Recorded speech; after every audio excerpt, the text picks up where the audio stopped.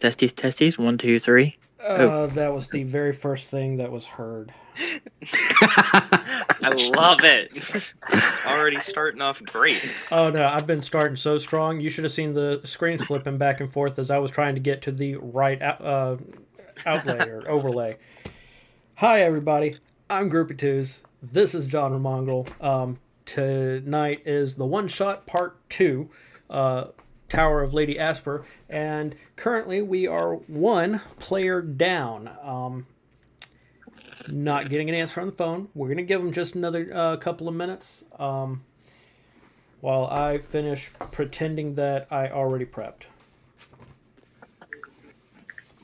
prepped. What's that mean? What's up, everybody watching? Prep is the These thing the files serious look people do. Awesome over there. So long as you have a basic outline, that's all I ever do. It's like, yes, we're going here. I know the map I need, and that's all that I ever do. I like not having an outline. I like not having the outline because it means whatever my players decide to do, they're just going to get where they need to be anyway. Oh, you're going to go in this direction? Oh, look what happened right here, guys. How did that get there? You guys are so smart. Coneyberry was a thing that we did. Had to make an entire orc encampment fight because the book was stupid. Books are often stupid. Like, the fire looks fresh and the embers are still hot. And they're like, we need to go find these people. And I was like, that's not a thing that this book says you can do. But I'm down. I'll be honest. The first time I ever tried DMing a campaign, which is fairly recently, I tried to do Elemental Evil, one of the D&D modules. And I had the book and I'm reading it and I'm just like, but I don't understand. Where is the thing that lets them jump? I know they have to jump to place because that's how it works. How do I get them to jump from place to, what's the hook to get them to jump from place to place? See, that's the fun part. That's up to you. You have to figure that out. Yeah, we give you 90% and you got to do the other 10. But that 10% that you have to do is really fucking important. So you got to do a good job. Oh, I love that. I love how they put, by the way, if the group befriends these people, and I'm just thinking, if the group befriends these people, I'm screwed because I have no idea how to make them look like bad guys afterwards, aside from random murders, which is what I ended up doing. Just and they're murderers. That always works. And oh wait, we have to go to the stone, the earth place first. They were murdered with stones and rocks. They were stoned to death, everybody. Oh no, what a tragedy. I wonder who could have done this. I got better, I promise. I have a similar issue with Curse of Strahd. Where I don't know how to make people look good in Curse of Strahd, because they're all assholes. Nobody in that is likable except for 3 people. I think the trick is, at least what I tried to do, is just make certain just kind of fudge a few things. I'm you know what, these 2 people are now one person. This person's now not too greedy. The most fun that my group had, was funny enough. My first time druid wanted to find out where one of the guys went and ran off to. So he cast Speak with Animals on a horse. And I'm thinking, well, a horse isn't going to exactly speak, very well. It's probably not the smartest animal in the world. We're not dealing with Mr. Ed here. So all I did was just don't like him. Mean man. Don't like him. And just made sounds. And for the rest of the campaign, at least once a session, the phrase "mean man, don't like him" came up in some kind of conversation. Love that. Not to mention the fact that one of the random oh, hi, you can include this as a hook if you want to get your guys leveled up. I did that just because I had nothing else to do one week. I'm we're going to go with this one, and I'm just going to scale it up or whatever. And two of the characters' responses was, "I want to adopt this person." So there's a non-zero chance that they're going to show up in the new campaign, the custom campaign I'm running now, just because I know people will recognize who it is. The game I was playing this past Thursday, our druid, fresh off of their divorce, was getting drunk as fuck in the bar, and decided to pick a fight with the entire mercenary crew. So, druid goes outside. 5 of the mercenaries follow them. I'm following the 5 mercenaries. And then the rest of the mercenary crew comes out and stands on the porch to watch the fight, including this one half-orc who is the only one cheering it on. Everybody else is like, guys, we're not supposed to be doing this. We're under orders. We're not supposed to be not spilling blood in town. Don't care how bad the druid pissed you off. The half-orc is like, nah, fuck it. I want to see somebody get beat. So, bar fight or street fight ensues, and I end up at one point got the numbers down from 5 to 2. So I turn around and pull my best Huckleberry for the half-orc to go one-on-one. While I'm fighting the half-orc, the whole time chit-chatting. So I believe etiquette dictates the loser buys the next round. Half-orc's like, fuck yeah, you can buy me a drink when I'm done. It was just back and forth the whole way. So next session, we are absolutely adopting this dude. And I got 1 more minute till 1:15. Oh, with it being a one-shot, I hate to do it without him. But I don't want to cancel after we all showed up. Not getting an answer from him, not getting an answer from his mama. I was turning to a D&D talk show for the evening. No, D&D stories. just gonna slow walk the recap. Yeah. My current campaign started with everybody being locked up in jail. That way I can shoehorn them into finding the missions that lead into the storyline. Pay the fines. Campaign I was doing last year, I had a real easy way to shoehorn them into the story that I had laid out. Start off with them all getting to town. Told them, with your backstory and everything, just give me a reason that you were going to the city. Once they got into the city, some shit went down, and now the whole town's on fucking lockdown, and you can't get out. Enjoy the campaign. My campaign with, you'll know Dex.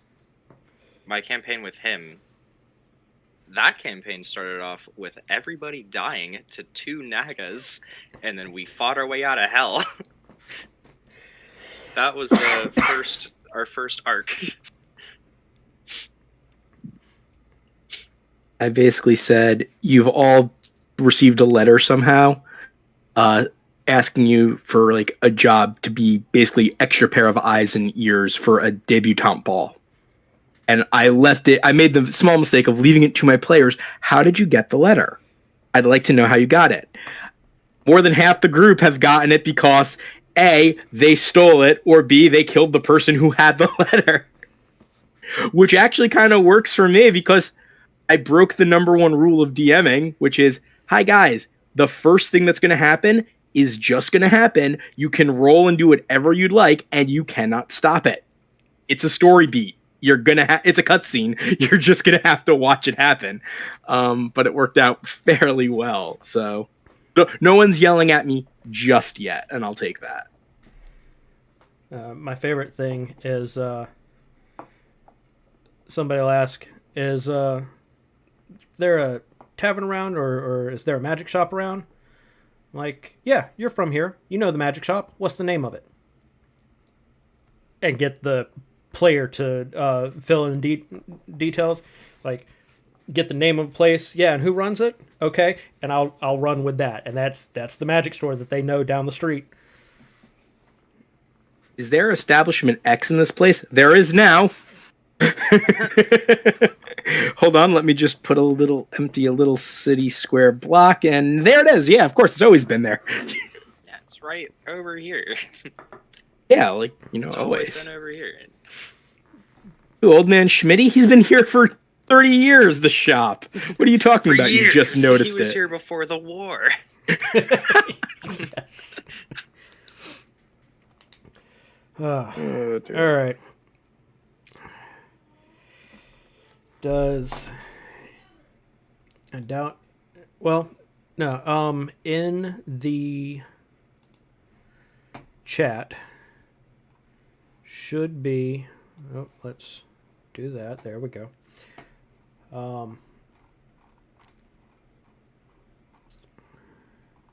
There's Jim. There's Ghost. Of course, he didn't put it in the damn chat, so. Would anybody like to run Leon's character? Spencer's character, Leon. Bastard didn't send me a link either. Never mind. He is blinked out of existence, is what it sounds like.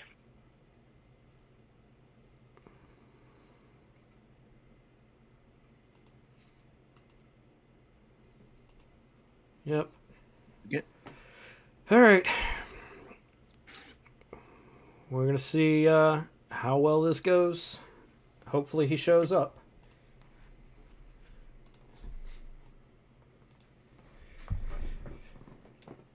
Last time.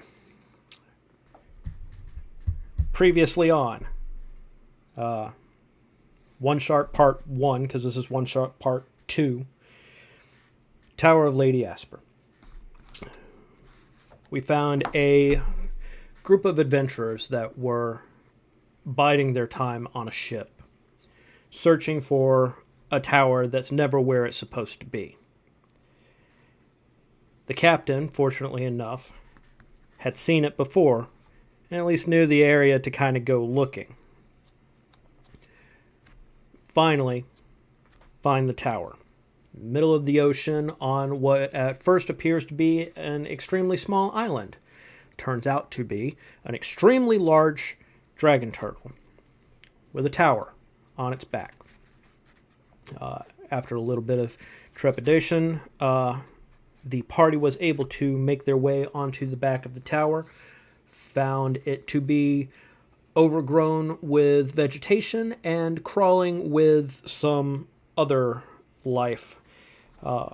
Some crab-like creatures, except with way too many tentacles for a crab. Had an incident with one of them blowing up in the party's face. Everybody escaped relatively unscathed from this and continued to the tower itself. After having busted in the door with his face, our satyr friend Sek found the entire first floor of the tower to be absolutely carpeted in vines, with a large pillar of plant life and flowers and a few corpses in the middle of the room.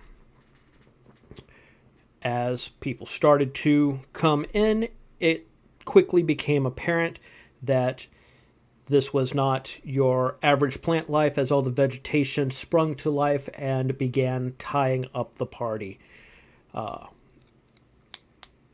After a long and arduous battle with not less than a few firebolts and flamethrowers,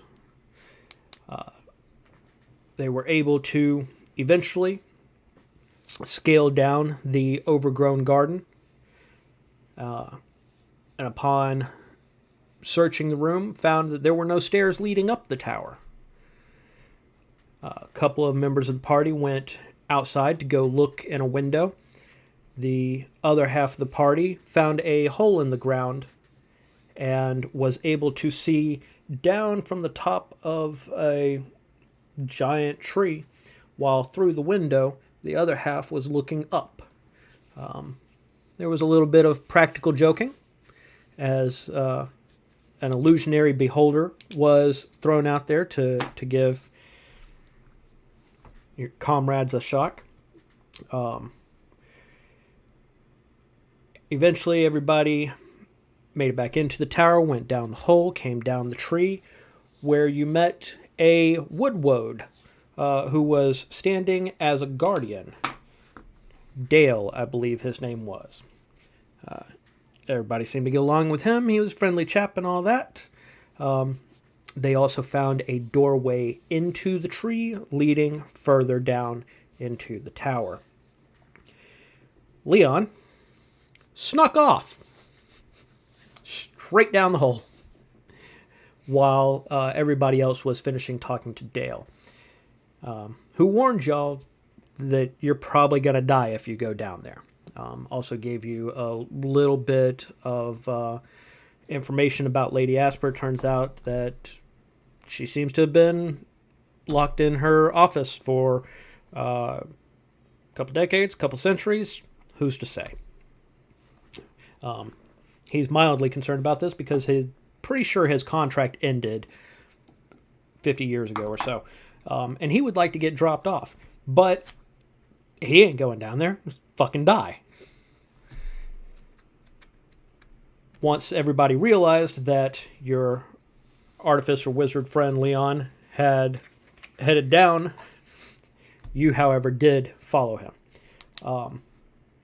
While you were still talking to Dale, Leon found a laboratory that had been just absolutely wrecked. Nothing salvageable.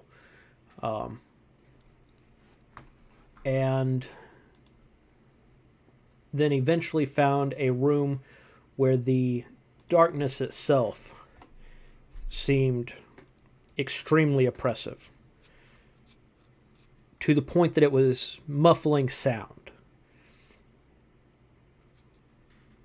The rest of you followed him on his way down there, and as you make your way through the laboratory, down another set of stairs, looking out the window to notice that you're far higher up on the tower than there was tower when you were outside of it.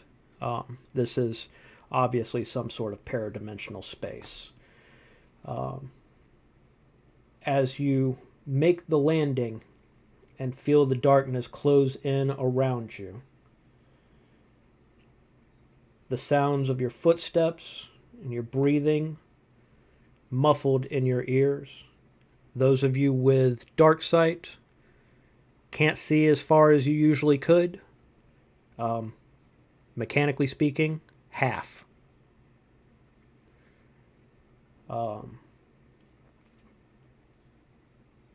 Leon seems to be in some sort of trance mid-ritual, as he was, I believe, trying to cast Detect Magic. But he seems to have stopped, maybe slowed. You can see he's still breathing, but he's not here right now.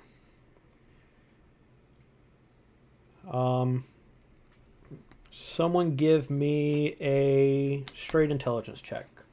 Everyone give me a straight intelligence check.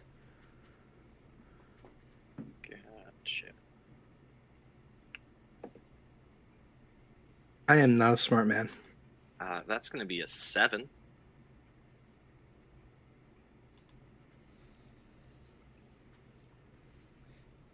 Pickle, you're on mute. 19. Thank God. Thank you. Somebody is smart around here. Never seen the Pickle outroll on an intelligence check the entire party, but good job.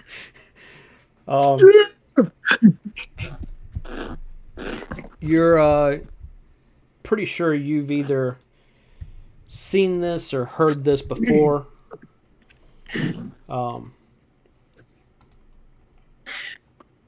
Seeing my compatriots, I'm gonna stop them by grabbing their shoulders. Like, shh. This is an odd sort of comatose situation. It's a lot like in a magical seizure. You know that you don't hold them down or try to move them. You just wait for them to come out of it.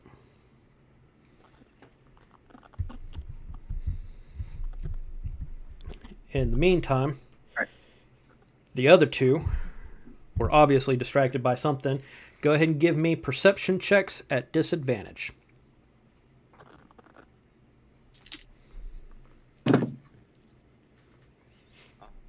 That would have been good. Okay, that's not terrible. 16. With disadvantage, 23. Rude. I rolled a 17 and a 14, and my modifier is really good. Yeah, no, I knew your passive was up there. Do you have Dark Sight, Oust? I believe I do. Yeah, I'm a half elf. Okay.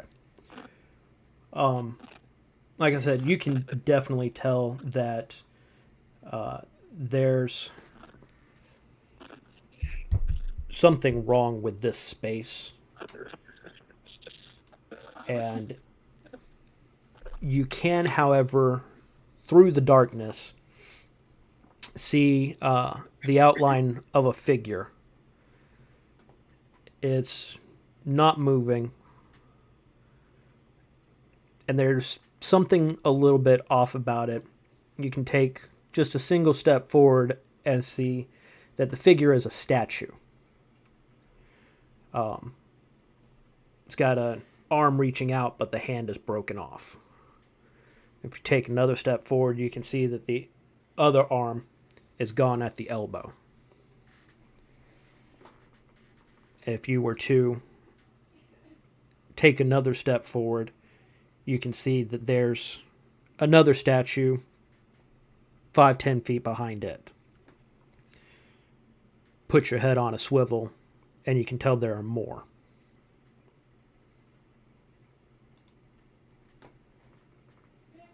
Do I notice anything unusual besides these statues being, basically the Venus de Milo?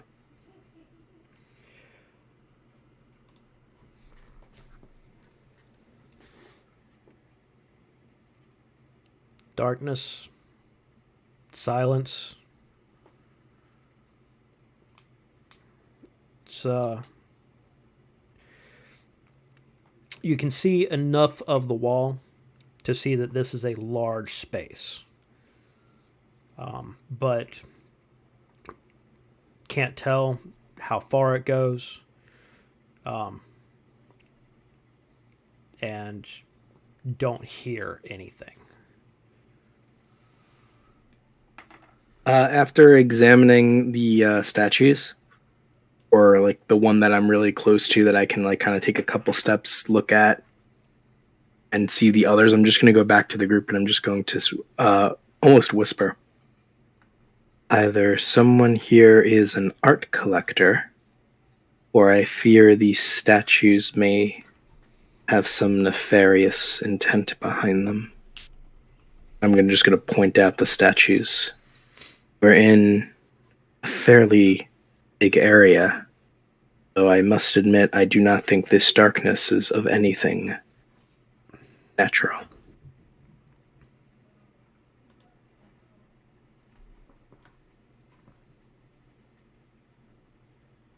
I'm gonna be completely honest.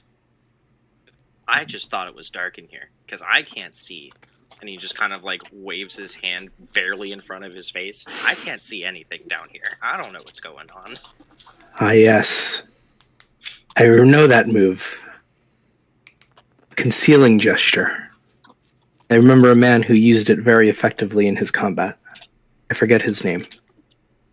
Sounds like a very Anyway. smart person. But Jake John something. Jingleheimer Schmidt. He's gonna pat himself down and pull out, I think it's a pan flute that he has.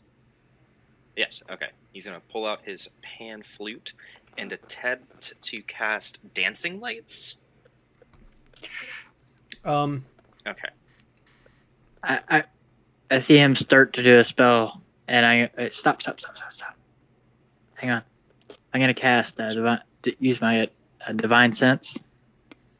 Check for any undead or fey or fae.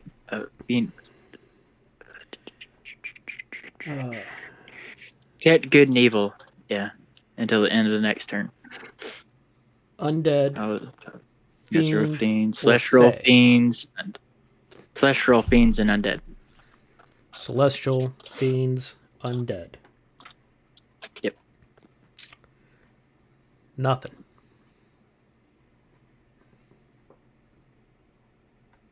Guys, y'all are really hurt. Maybe y'all should go back to the stairs quietly. I'll watch him until he gets done with his ritual, and then we'll go up for a minute to assess everybody out. All right, Pickle, I'm gonna just above the table real quick. Leon's little magical seizure is because Spencer is not here. Yeah, I got that point. I was Okay. Just trying to stay with flavor. Yeah, just making sure like you weren't going to sit there Yeah, I until gotcha. Spencer showed up. Oh, no, I got you. I would rather remain here and complete the mission. I am not too badly hurt. I received several scratches, but there are nothing that I will not live through. If we get into a fight and I get any worse for wear, I could always just hide until you guys deal with it. I'm pretty good at that. Despite, and you just kind of like clops the tip of his hoof off the ground. I am pretty good at staying quiet and hiding if I really need to. Yeah, and the Will sounds that you make, like even with the conversation, the sounds that the three of you are making are just as muffled as anything else in here. Will you be employing the stealth method that you have demonstrated? If I need to, I can help, but I'm not too bad, but if I do get worse, I can hide. Which will in turn make me hit a little bit better. Because if they don't see it coming. Yes. The stealthy blade is the most deadly. Yes. Did you? No, you couldn't have. Never mind. You didn't train with the Order of the Twilight Moon, have you? I don't believe it was all very vague. I didn't Oh. stay too terribly long. I learned a couple of days. Like this one guy Thomas, he was pretty cool. Thomas. He taught me Rapscallion. how to talk different. It was kind of it didn't make sense to me at first, but after he used it and was talking with other people, it made a little bit more sense. I can piece it together a little bit. I understand. I dare say, comrades, our friend being taken by this unknown paralysis, perhaps we should cautiously venture forward. Unless you believe that there is some benefit to stay here motionless.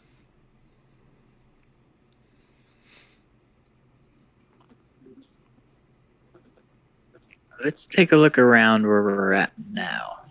Let's not get too hasty. Let's look for footprints. Let's look for any other signs of what is in this room, in this space. And then we'll make a decision on what we need to do. Because as I see it, it's three of us. Sec. Still casting dancing lights? If nobody's going to stop me, absolutely. Said you play that up with your pan flute? Yes.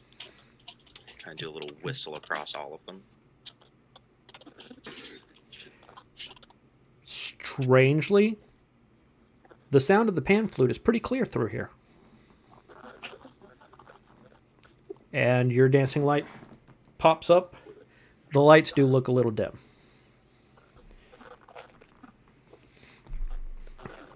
But it does light it up enough that you can see around you a menagerie of statues, all with various parts of them broken off, some of them laying on the floor with legs removed.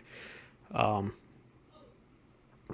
of them look to be in some state of fear or panic. And they just, it's like, the horror movie scene where there's always a freaking mannequin in the attic or the room full of mannequins, and it just goes on into the darkness. Do they look more... I guess this wouldn't be me asking, because I can't see anything. But would they look more broken down the further out? It's like the ones closer to us look a bit in better condition than the ones that are further out? No, there's still some farther out that are like on their feet. And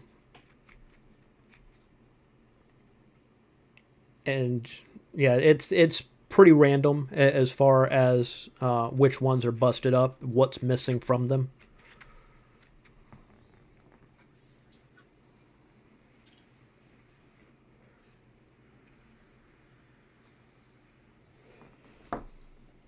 There are more statues than I thought.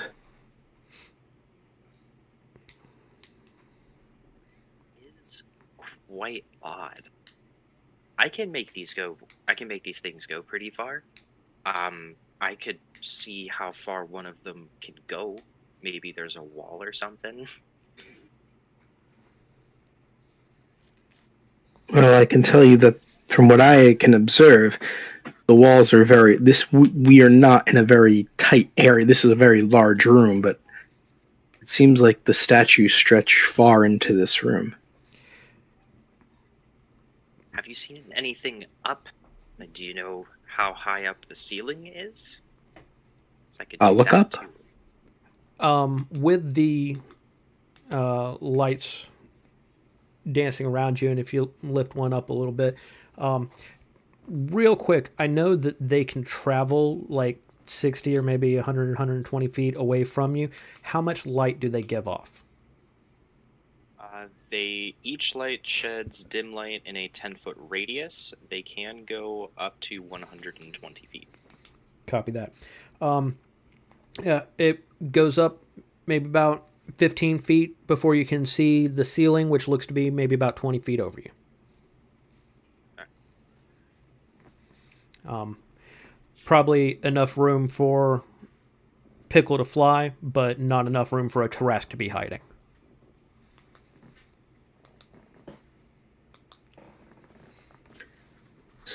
I'd like to take a look at the floor and see if there's any scuff marks or impressions or any claw marks or anything like that.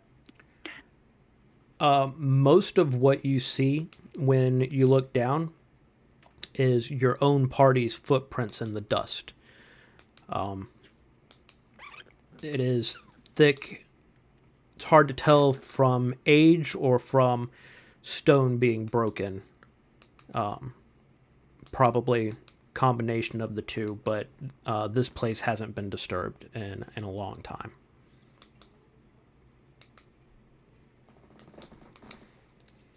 Okay.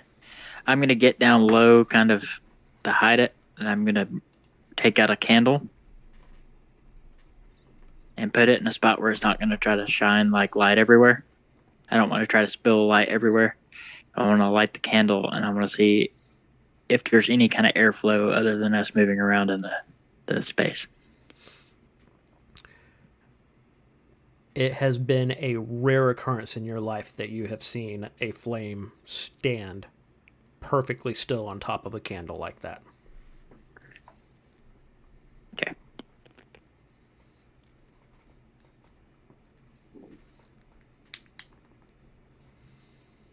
This room gets weirder and weirder.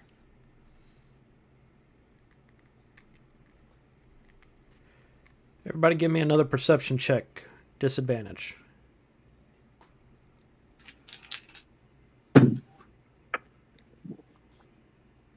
That's probably gonna be it. Yeah, that's a 9. Um,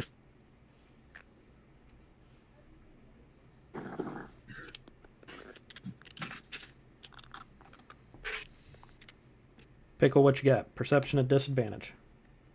14. Pickle, you hear Carrying this.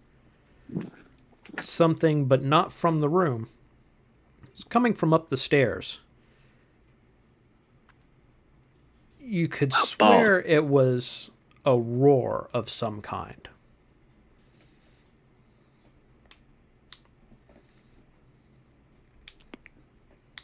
Do I know what this roar is? Do you have... I'll let you go nature or history if you've got either one of them. Otherwise, just straight intelligence check. Alright. Nature or history?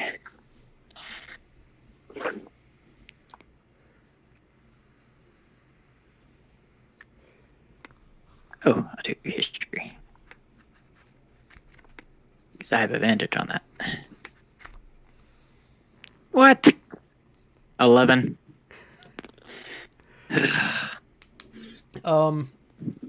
Tell me something about Pickle. Has he ever been in a fight with any kind of dragon before?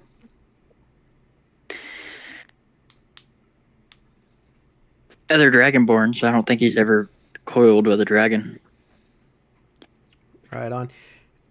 You've heard dragonborn war cries that sound similar.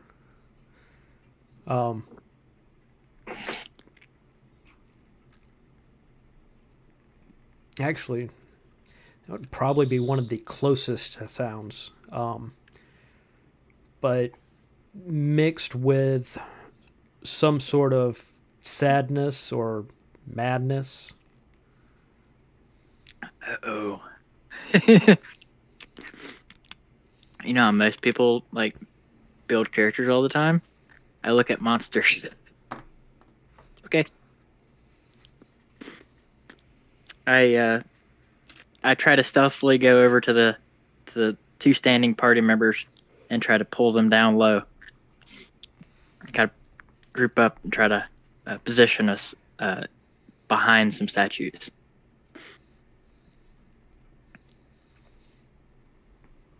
Everybody going with him? Yeah. Yo, yes. Cool, let me get This some is stealth the rolls. one thing I'm good at. Let's go. I'm good at this. Net 20 for a 22. 16 for me. Okay.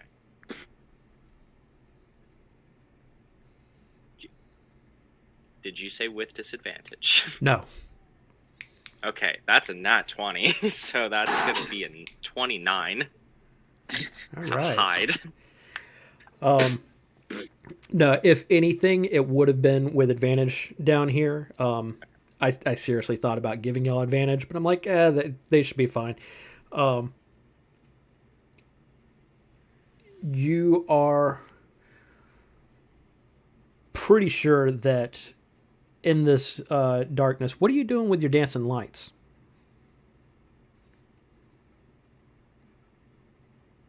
That's a good question, because I kind of need those to see, and I want to be able to see so I can do the thing I want to do. Right on. Would you like to put them in your Just a pocket? cantrip. It is a cantrip, so I can just drop them real fast in case until somebody like screams in pain or something. Right on.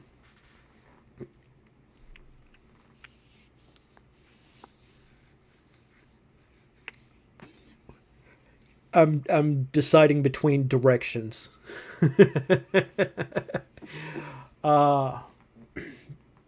Okay, y'all duck behind statues in this dark room, taking care not to step on any of the rubble.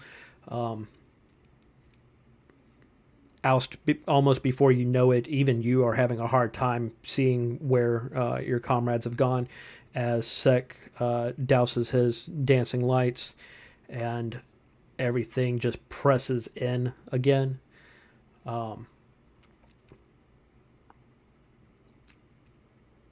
Pickle, you also have dark vision? Actually, I do not. Just me. Oust, with your rather incredible passive perception and very lucky dark vision, you can see Leon sitting at the base of the stairs, mid-ritual, totally zoned out, and a shadow coming down the stairs from the light above from the laboratory. And then the shadow's gone. You hear low rumblings. Wasn't coming down the stairs. Apparently just passing by. Or maybe it went back up. But there's something up there. I'm gonna hold for a moment. Just wait until I feel comfortable, like this. It's passed by.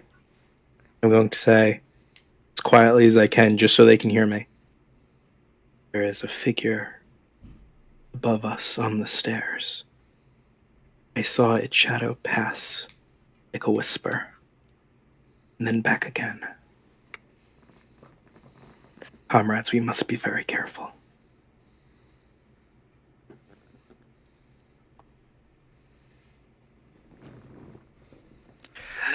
Chew. Now you've killed us all! Just kidding. The roof rips off, and there's the Tarrasque. It's all Man Withers, isn't it? In that space of a moment, after you warn your two comrades, you also hear movement behind you, further in this dark room. It's hard to describe. You imagine that you could make the same sound yourself if you took a hand and just rubbed it across the dusty ground with all of the stone and debris. Would the accurate description be something akin to a sliding? We can go with that. Or slide or a slither? I would not go as far as a slither. Okay. So I'll also just be like, even quieter, comrades. Not alone down here. Okay, you're going to have to be a little bit louder for the mic. Sorry. As quietly as I can without that. Sorry, everybody. Got into it. Comrades, there is something in the room with us, sliding across the floor behind us. I tell how close it is to us? It sounds distant, hard to gauge with the way everything is muffled down here. I think it is far away. This is like a car side mirrors fucking images. Closer than they appear. Closer than they are scenario. Yeah. And suddenly I get Deep Blue Sea eaten, only on land. No, but I'm getting real close to killing Leon. Like, that was the only reason that the first thing didn't come down the stairs is because I thought about it. I'm like, shit, they didn't grab Leon. How close are we to? Are we within, say, 60 feet of Leon? Yeah, yeah. Y'all duck behind the like first row of statues, 10, 15 feet away, which would have given him 30 feet so that he could just see the shadow in the stairway. Because I have a plan that I would like to do Do if something. so a time arises. So, if there are any sounds like something is actively like ripping into Leo, perhaps, I would like to quickly pop up my dancing lights so I can get a visual of the thing that is doing the ripping into, and then cast fairy fire on it. Because then that helps me a whole lot. That absolutely would help. Oust can tell you that for right now, Leon is safe.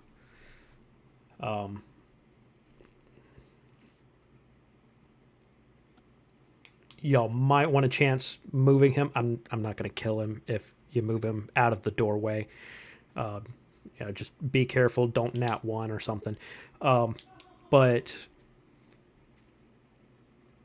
for the moment, he is safe. Perhaps we should move him and pray we don't get the nat one. I'm just gonna pat you on the back with one finger, just pat. If you think that he's being hurt at all, first off, are we gonna try to bait him? Hear me out. I know that we all have real close ties with each other, but hear me out. If we bait him out, he might not die. We could help him. I could help. I can heal him a little bit. But all I'm saying is if we risk baiting him out, we might get the jump on whatever's down here.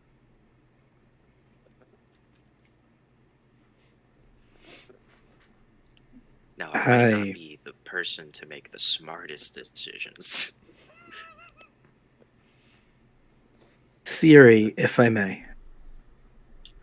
Small theory.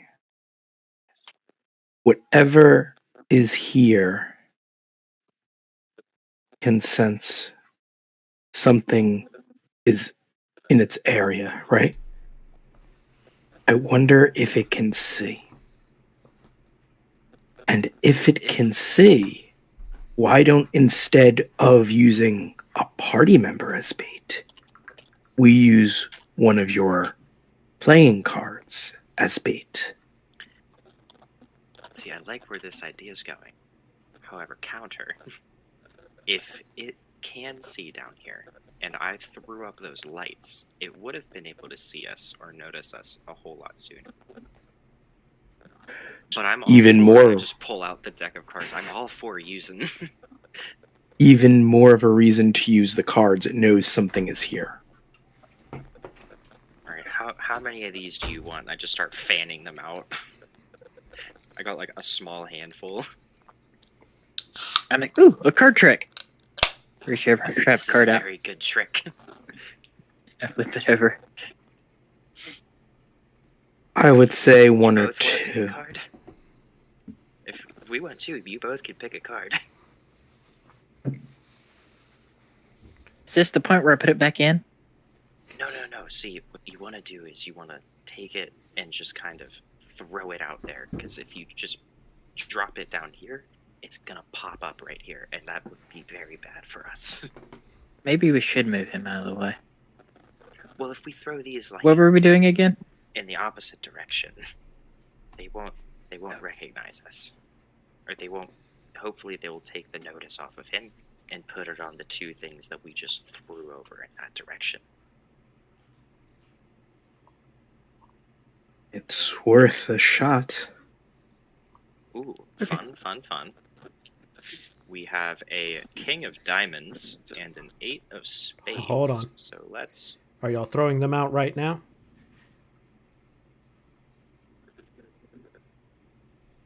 I just don't want you to tell what's going to show up until it shows up. Okay. Are we going to throw them now? I'm game to throw now. I don't think we have to a. use these cards. I mean, I don't think we have a better play right now, other than blindly charge in. And I mean, you can blindly sneak around. You can blindly true. investigate. You also know that it is a 20-foot high ceiling, but you still can't see more than 30 feet past where you are, which 15 feet from the door means max visibility you've had in this room so far is 45 feet.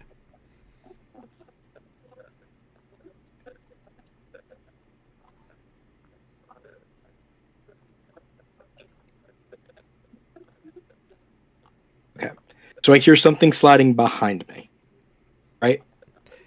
You did. Okay. So then I guess what I'll do then is carefully move side to side, keeping my ears open to hear if I can hear the thing getting closer to us. And kind of like investigate around if I can. When you say moving side to side, I'm picturing Goombas in the elevator, all right? Just kind of like... Oh, no. More, I'm not... Are you canvassing the area? Yeah, but I'm not I'm not actively backing up into what might be coming. Copy that. Get me. Are you using sex lights? Sex lights. If they're up, yes. If he puts them up, I'm going to use them. Here's what I'm going to give you.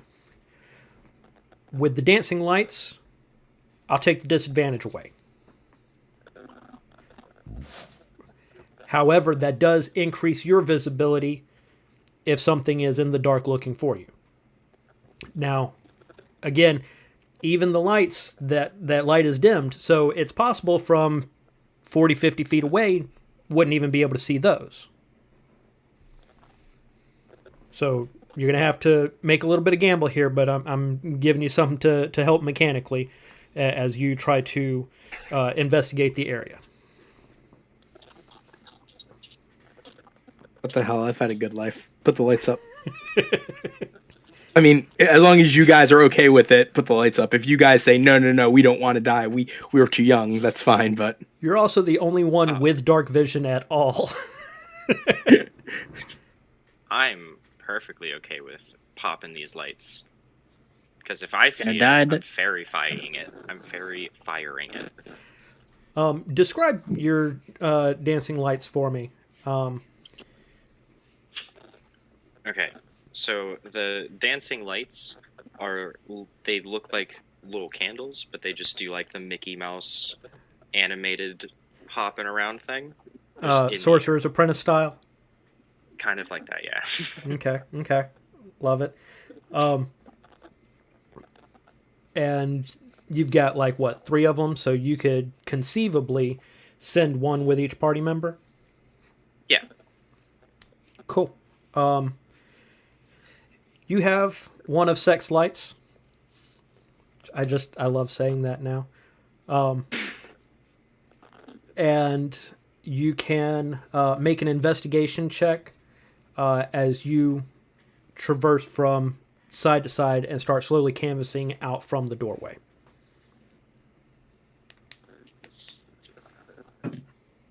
So we still under disadvantage, or disadvantage is gone with the lights? With the lights, I'll take the disadvantage away. Cool. 17. Okay. You start to get an idea of the size and scope of the room. It doesn't come out to corners and turn. This seems to be a long, rounded, probably oval, but it's rounded. It's not coming out to corners. So whatever this menagerie is, you also, with a 17, okay, are able to see a little bit better with this little bobbing candle next to you that several of the statues with the missing limbs, it doesn't look like a limb was broken off of a statue. Some of them do. Some of them are just sheared clean away stone. Others, you can see stone that has been worked maybe as ripped flesh and splintered bone. Some of these limbs were taken before they were petrified. As you can gather now that these are absolutely all living creatures that are living no more. How far from the doorway into the room do you want to canvas? I'll say 30 feet, because that gives me a 10-foot like little buffer where I can rush back. Gotcha. Well, you're rogue monk, right? Mm-hmm. What's your speed? 40. Okay, so that's that 10-foot buffer you're talking about. Mm-hmm. Okay.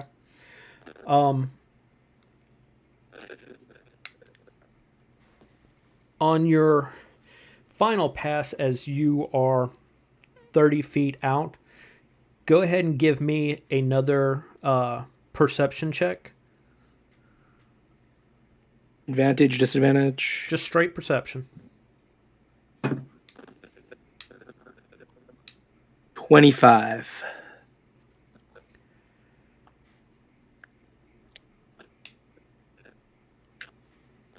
Behind a few more rows, right there at kind of the edge of your vision, even with the assistance of this tiny ephemeral candlelight, maybe 40 feet off from you, 45. You do see a hand, an arm, a leg. It looks like you can just make out where there are no statues standing towards the middle of this room, a pile of limbs. And then you see one fall a little. Like from the ceiling, or just like fall over? Fall over like it was. Okay. Seeing that and kind of sensing that might mean movement, I'm going to quickly go back to where my companions are. Quickly or quietly? Both, ideally. If I had to pick one, it would be quietly. Give me a stealth check. Not one. Not great. 13. 13.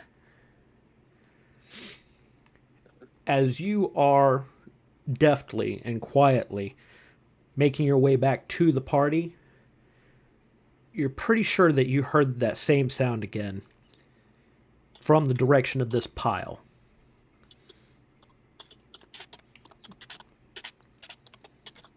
I'm going to relay the information I got. Everyone in the room is probably an oval.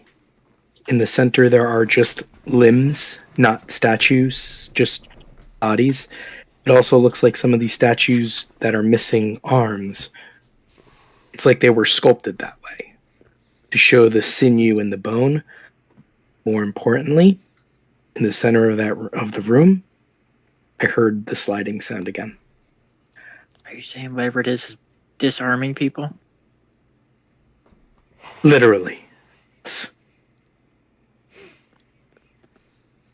Very interesting. I don't know why I'm feeling generous. That wasn't even a great pun. However, Pick will go ahead and take advantage. We'll call it the bonus for the first bad joke of the night. Dad joke.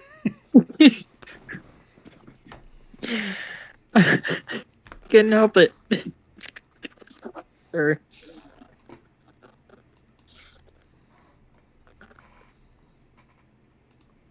Did you see what it was? No. I heard it sliding, though, and I'm pretty sure it's coming closer to us now. Maybe we should move.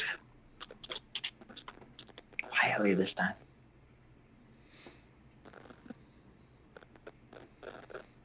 As in back up to the room above, or move as in somewhere else in the room? Let's try to get on the other side of the room without making a noise. Or finding this thing accidentally. Who's carrying Leo? Because I just kind of look myself up and down. It's probably not gonna be me. Okay, I got him. We just gotta go slower. Anyone want to grab his legs? That would help out a I lot. can do. Thank you. I will be everybody's eyes while you lug our companion. Okay, so 18 strength. no, don't worry about that. Okay. Whether or not you can pick up Leon, it's the least of your concerns. Oh, great. Let Let's me make sure go. I've got this marching order right. Alice, you're going to be taking point as the eyes and ears trying to lead the way. Pickle and Sek are going to grab Leon by the arms and legs, which is just great considering where you're at right now. And we are going to try to quietly go around, like almost following the wall, to see if we can get past this creature altogether. Yes. I did not mean to let on that it was in fact a creature. It is a pile of refuse. You don't know nothing. I think we It's not a figured it out. celestial, fiend, or undead. So, I'll go ahead and give you that answer. Monstrosity. All right. From Oust, I would like perception check. If y'all are, I imagine y'all are keeping the lights up so that your other two party members can see what the hell they're doing. So you can make this perception check straight. 18. Okay, not bad, not bad. The other two need to make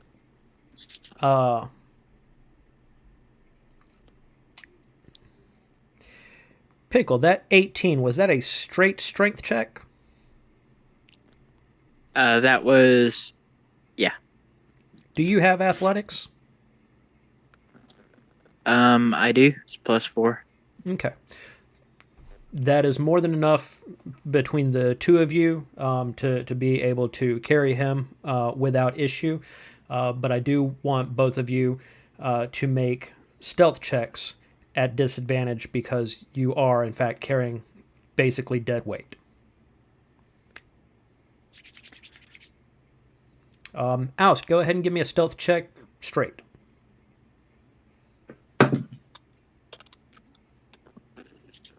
$23 for me.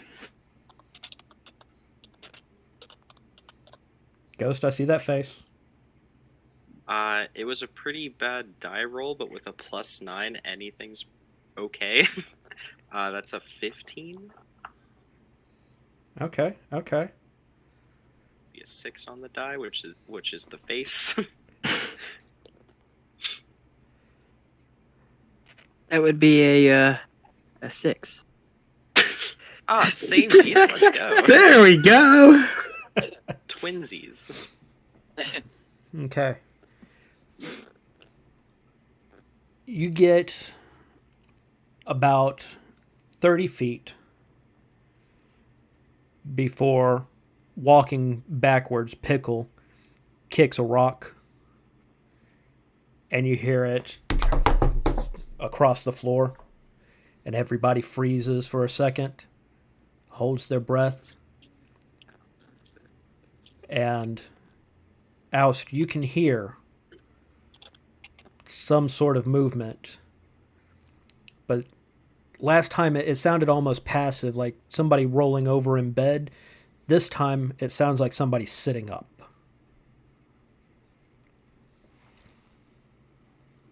We woke it up. Time for those cards. And then it's quiet again. Do you continue on? I'm gonna set little dude down. I was saying it's time for the cards. Sorry, little buddy. We'll come back for you. Gently sets down his legs and pulls out 2 cards at random. And then looks over at Oust just for like affirmation. I'm just gonna kind of just point kind of a little bit away from us, just to be like, not right here where we are. There. I'm going to then flip the cards over and Yu-Gi-Oh throw them, attempting to go 30 feet in that general area. Easy enough to do. You've handled cards before. All right. Pokemon, I choose you. I'm sorry, wrong game. It's time to duel. That is a King of Diamonds and a 9 of Clubs. All right. And what pops up? So that is a King of Diamonds, an Archmage and a Mage Apprentice, and then a 9 of Clubs, which I'm hoping is going to be fun, an Ogre. So the mental scenario that I would like to throw out is the Ogre chasing the mages through the thing. Love it. It's going to look real weird when the Ogre's not, like, destroying these statues. But hopefully in a half-asleep state, he doesn't notice that. Do these illusions make any sound? An illusion creature forms over the thrown card. An illusion creature appears real of the appropriate size and behaves as if it were real, except that it doesn't do any harm. Any physical interaction. I don't believe so. However, I will continue reading just in case. Anybody have Domaturgy? No, I have Prestidigitation.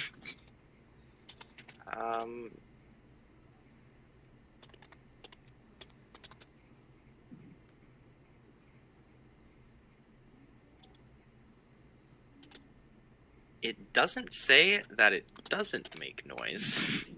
It just says that it doesn't cause any harm. It acts normal, but it doesn't do anything physically. Okay. I mean, in theory, if we find like something small or something, we could toss it by the illusion to kind of like make the illusion that it's made noise of some kind. But So, I don't think that it would be wise. Oh, wait. Okay. Oust, do you have Shatter? Because I have Shatter.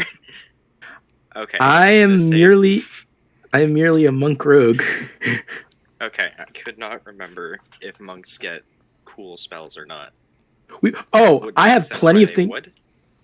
I have plenty of things that can keep me stealthed, but they require key points that I'm trying to save in case we get into a combat with something scary.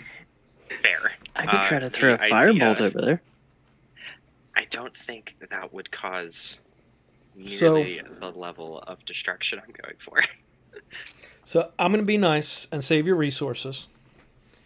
And we're going to say that these illusions do in fact make sound.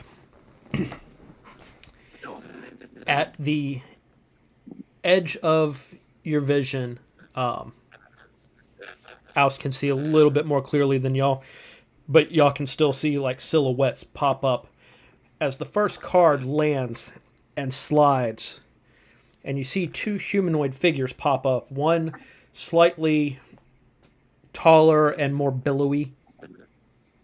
Fucking wizard robes, right? And the other one a little bit shorter.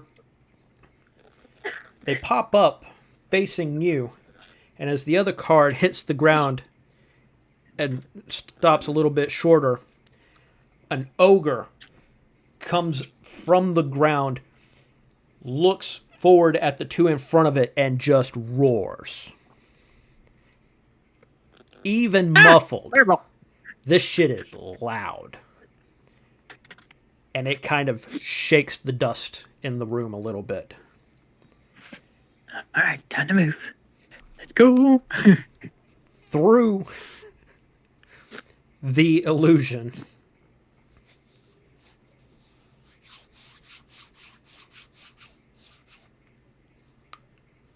yep.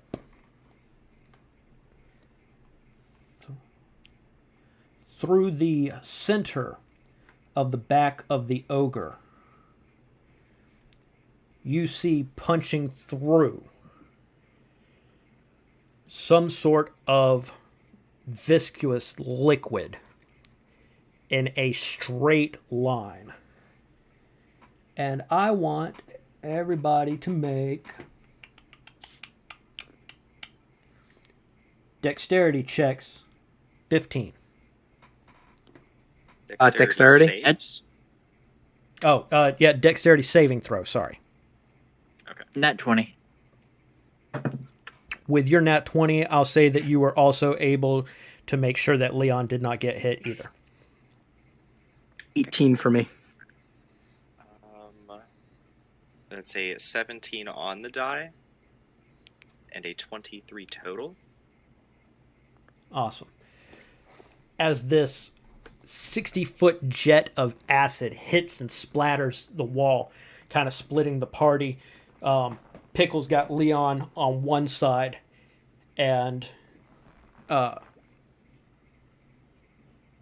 side without. So yeah, you're the only one on the other side, but it just against the wall splatters. Everybody kind of ducks and covers a little bit. Nothing gets on anybody. I don't.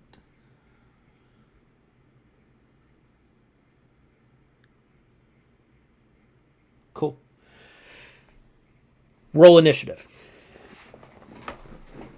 Balls.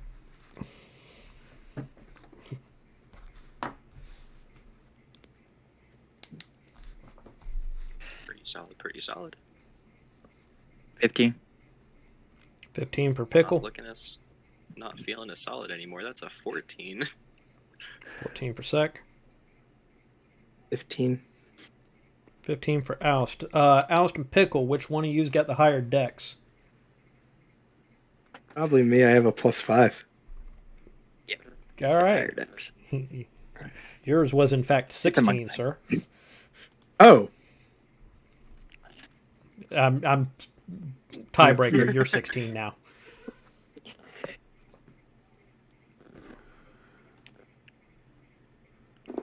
Do.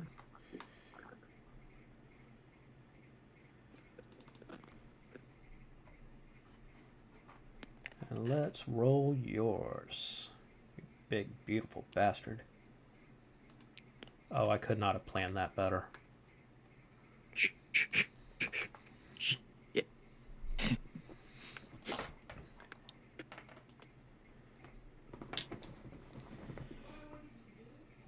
As soon as the acid pulls through this illusionary ogre, you then see sprouting through the illusion coming from the back of the ogre, random limbs, broken, still fleshy, not stone,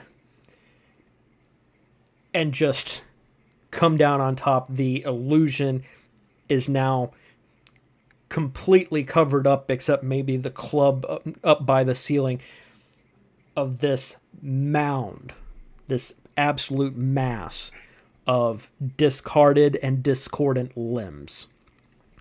And you will see it take several swipes at your illusionary patsies and spin in place a couple of times, just smashing everything there. And this thing is huge. It reaches nearly the ceiling and then comes down again and spreads wide. It is an absolute whirlwind of flesh. And now it's somebody else's turn. So just for the laugh, with the tiebreaker making you 16, that made its initiative 17, and then 16, 15, 14. Amazing. Packed in. That's so good. But yeah, that makes it Alf's turn. Is there any way I could sneak behind this thing, or like sneak where I can stab it without being noticed because it's focused on the ogre? It definitely seems to be focused on the ogre.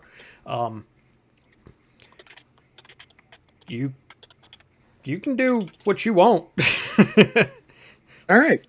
So, assuming that it's focused there, and assuming I'm going to kind of go behind it, do I get any kind of advantage when I try to attack this thing? Yeah, I'll even say advantage. Because that last stealth check of yours, I think, was over 20. And it hadn't noticed y'all yet. It noticed the very loud illusions coming from the cards. So you know what? Why not press my luck? Would I consider surprising it if I attacked it? Yes. Okay. So assassin takes effect because he's surprised. Okay. I get advantage because I'm sneaking up on him. Okay. So I'm going to attack it with my short sword. Okay.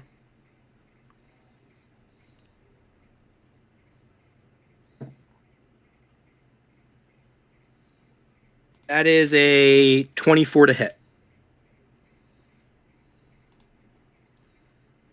Hits. Okay. Let me just hold on. I'm gonna need one more of these bad boys. So because of I'm an assassin, it's crit damage. Let's go. So let me make sure. How are we doing crits normally? So Wait a second. I was just thinking the same thing, I think. So look at that assassin thing again. Is it Yeah. that they're surprised or that they have not taken a round in turn? it's I think have that they it- haven't seen you. if I you have advantage on attack rolls against any creature that hasn't taken a turn in the combat yet. It took its turn. And Yeah, right, so so no advantage there. And any hit you score against a creature that is surprised is a critical hit. That's why I specified, Okay. Is he surprised by my attack? Okay. We can retcon that if you feel it is necessary. I could play it either way, but this might be the only chance that you get to use that ability in this fucking one shot, so fucking do it. All right, great. So, how are we handling crit damage? Just want to make sure. Just double dice. Okay, sounds good. So it is so let's do it this way. I'm going to use the red die that I have here as my double damage dice, and then the sneak attack damage on top.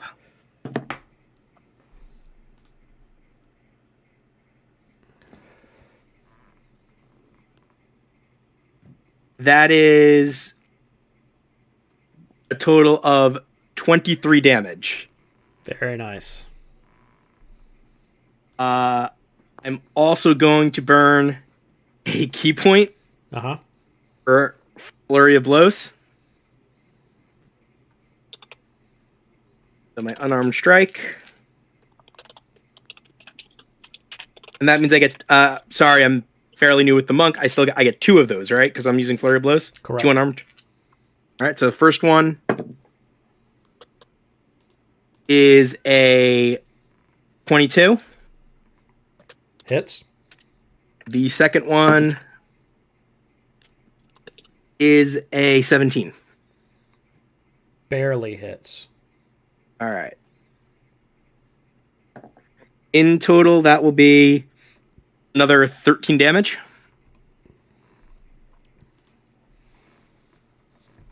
All right.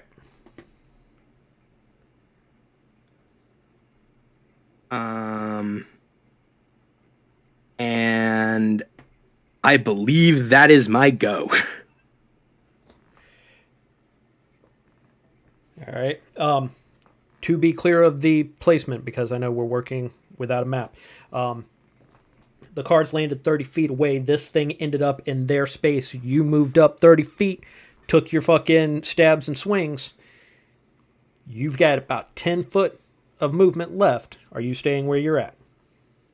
I will back up the 10 feet. I mean, opportunity is a thing. You can stay where you're at. I'm Okay. just... Yeah. And yeah, we'll stay. We'll just stay and pray for the best. Prayers in the dark, my friend. Prayers in the dark.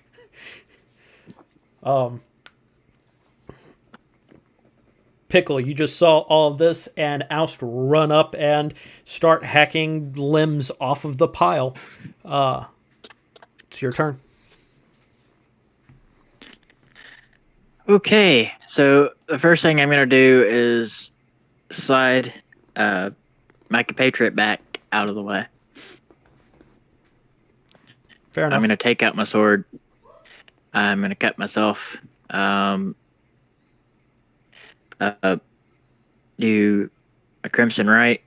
To add 1d4 extra damage per attack. I take 1d4 damage. Hey, real quick, can I get a health check from everybody? Pickle, what are you at? 64. Is that after that D4? Before I got 2 points of necrotic damage. Okay. So 62 And now. once he is stowed, I'm going to move over to, dang it. What's your name again? I'm sorry. Me. No, not the monk, the other one. Sec. Sec. Sec. I can move over to Sec. I can be Sec. Slide over just a little bit. Don't be in line. Get ready to Do a run. little shimmy.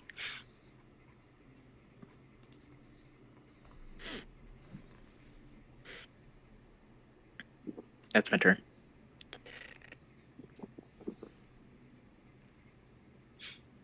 Did that Crimson Right take your action? Are you I holding do something? believe so. It takes an. I do believe it takes an action. Damage, because I have action. That's it. Crimson Right's bonus. Oh, it is. If I'm reading it right. Yeah, it is a bonus action. Awesome. You're right. Yes. And then I'm gonna take a firebolt. Firebolt. Fire. Right at it, and that's gonna be 16 to hit. 16? Yeah. Just miss. That AC we're looking for is 17 today.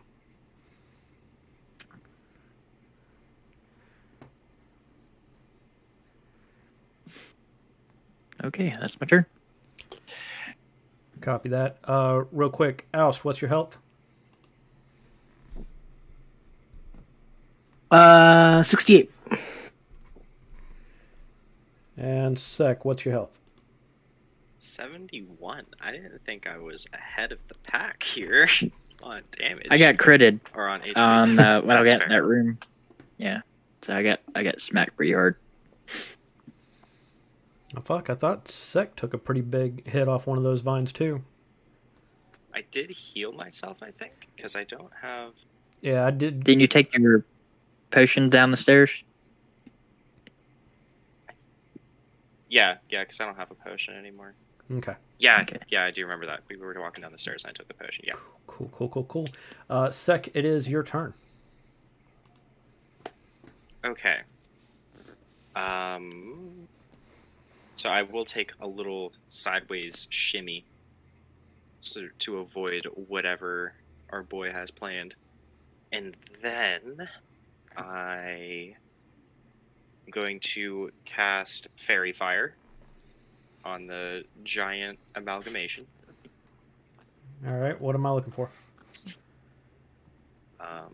That is going to be a dex save of 15 or higher. Dirty 20. That do be passing. All right. And then let's look at this real fast. Okay, never mind. Can't do that. Bonus action.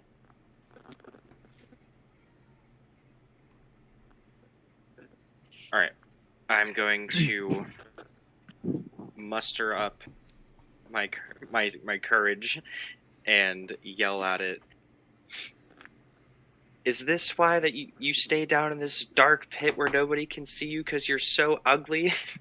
And use unsettling words to take a D6, which is going to be 3 off of its next saving throw. 3 off of its next saving throw. Sweet. That will be my turn. Okay.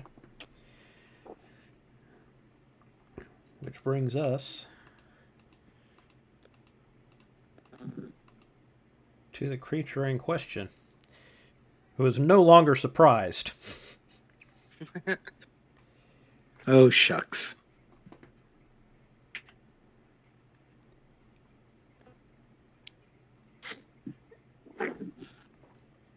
It doesn't turn exactly, but you can see this pile of writhing limbs definitely focus on you.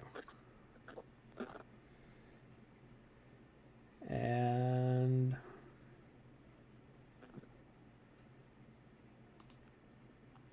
does a 12 doesn't hit you.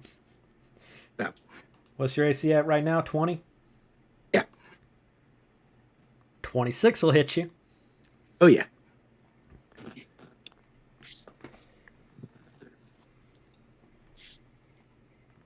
At first, you see what looks like a thick trunk of possibly a leg, except the foot's missing, so it's hard to tell, with the bones protruding out, take a swipe at you, which you deftly dodge, and about that time, get hit sideways in the face with a tentacle.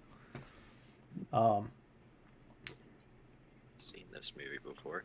And you are going Ew. to take 10 acid damage as whatever viscous mucus is rotting on this thing starts eating into your skin.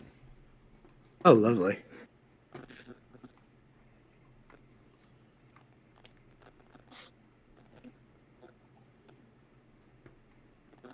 And just checking one thing.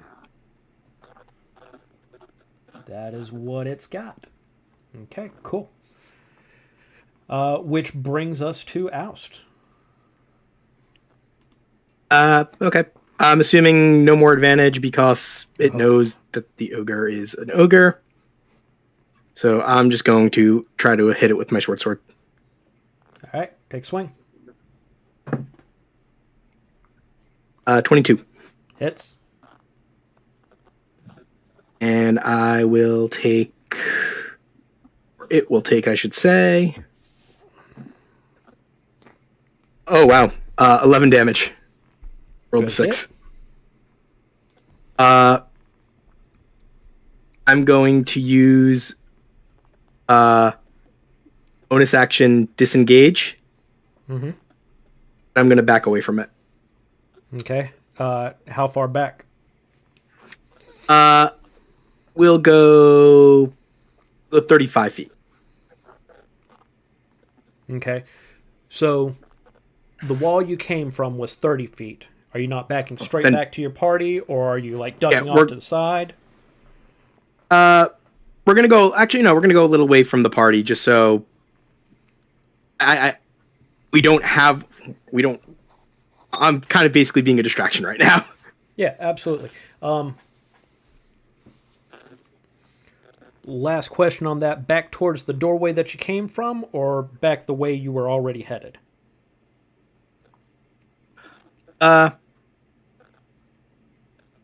the way I came from because I know there's You know, there's nothing at there. least a door over there.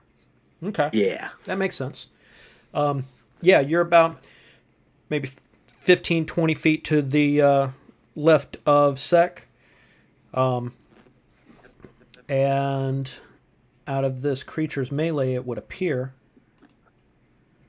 And if that's your turn, Pickle, you're up. Well, since he's at this, he has a disadvantage at this. Well, not really disadvantage. I'm gonna do Bane. I'll try to Bane this guy. So he needs to do a 13 charisma save, and then whatever minuses he got from the last effect. What's the DC? 13 charisma. 19. Oh, no, sorry. 16 with the -3. Ah, shit. Well, I guess, and then I'm gonna. Damn it.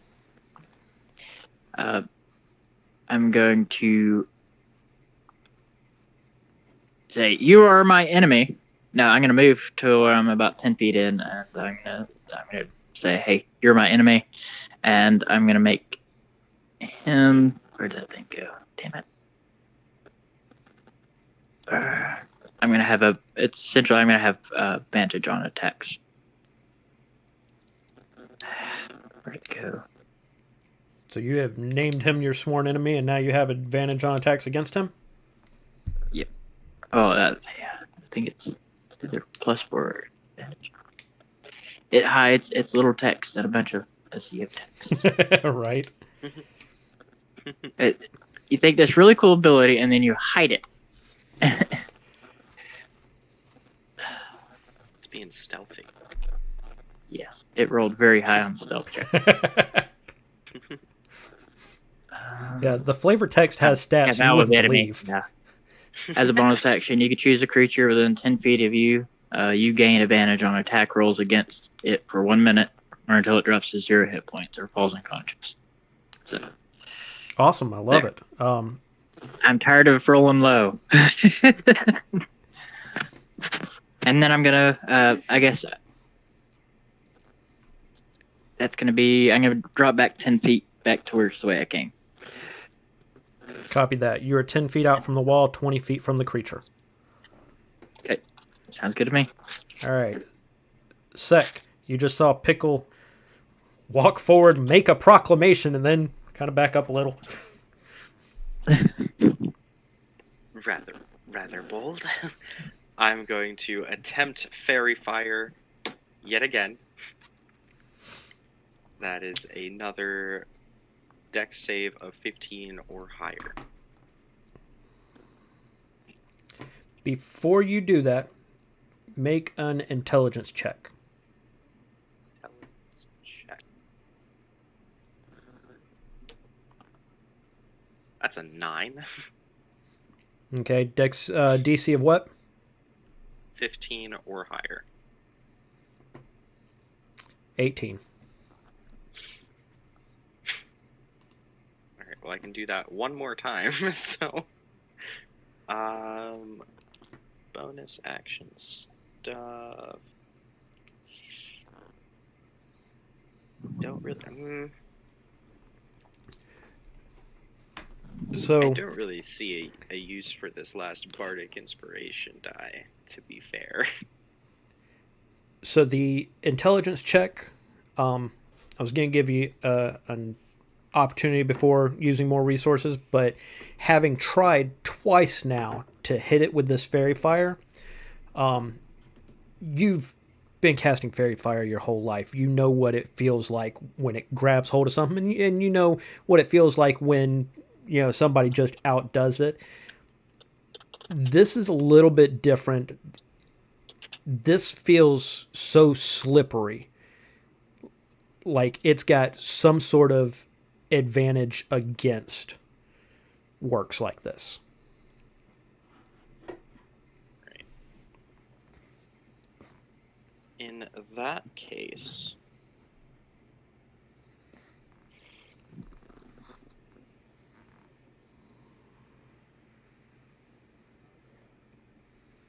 I don't really know what else to do with my bonus action, and I'm going to get a like 5, 10, yeah, we'll say 10 feet closer to Oust, and then that'll be me for the turn. Okay. Just that way we're slowly progressing, getting... Can I... Might be a bit of a stretch, but could I use a bonus action to grab our boy's feet and then attempt to drag him? Or would that be a little too liberal with bonus You're action moving stuff? 10 feet, you said? Yeah. Okay. I will let you move 10 feet with Leon. Free action for an item. When I called him dead weight, like the joke is that a corpse is an item. He's not a corpse. He's not dead. I didn't kill a character, but he's dead weight. Okay. Which puts a great spin on this whole thing. I love it. But yeah, so you can absolutely slide him 10 feet that way with you. Gotcha. That will be my Can turn. you use an unconscious body as a spell focus for vicious mockery? So you can be Ken Bernie's at this thing? Use him as my Sorry. little ventriloquist dummy. Continue. Oh, that mental image is great. I know.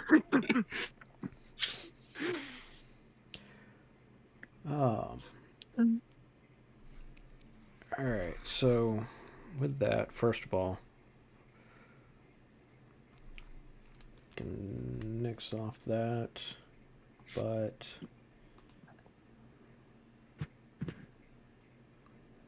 got it right back. All right.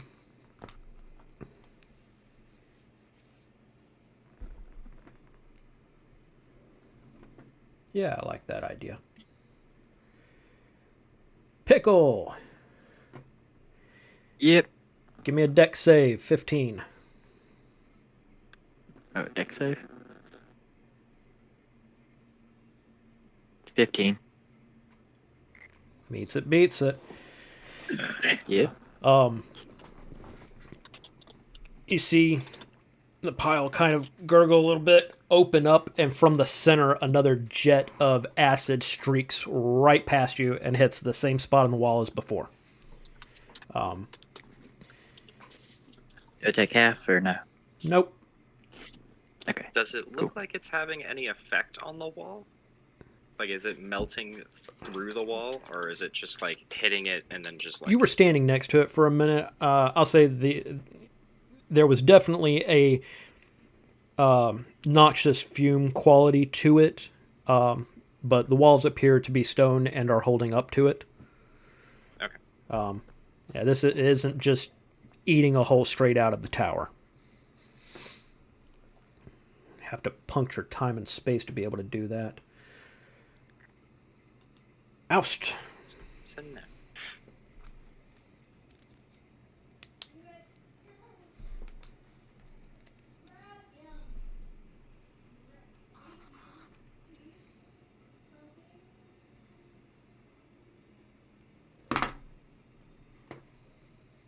Testing. Can everybody hear me?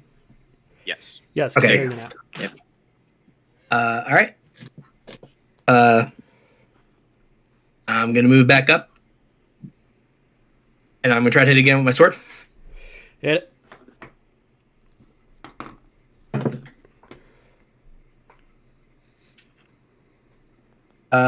25 should hit, right? Yes. Okay, so 1d6 plus 5.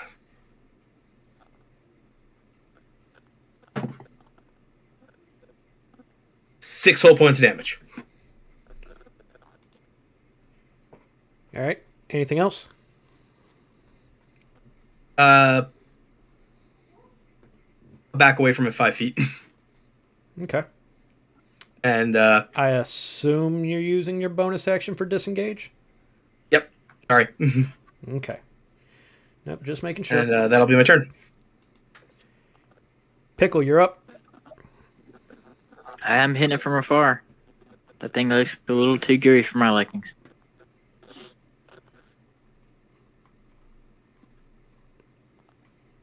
It's a 20 to hit. Hits. That's 14 points of damage. Fuck yeah, what'd you do? I get advantage now. A firebolt. Is that the first firebolt you've got to land this whole fucking time? For this encounter, yes. Okay. I was saving this ability for the last encounter because I didn't want to waste it so early. So That's fair. I just had to deal with all the bad rolls. Encounter. This one shot's ending with a TPK. We're taking a long rest after as this, guys. all one shots Tell you, should. yeah. Exactly. Do keep in mind that you did get an inspiration for that stupid pun earlier, so there's another advantage in the wings if you need it. Oh yeah, I'm but- keeping that in my pocket. You got anything else for this turn? No, that's gonna be where I'm at. Okay. Yep. Sec. Mm-hmm. So they've all moved up. Okay. Oust is about 5 feet away. Pickle is like 20 feet away. And you are, it'd be nice and say 35. Unless you're trying to get into melee, I'll give you 30. I really don't want to. I don't want to get the melee 35. with this thing. Okay.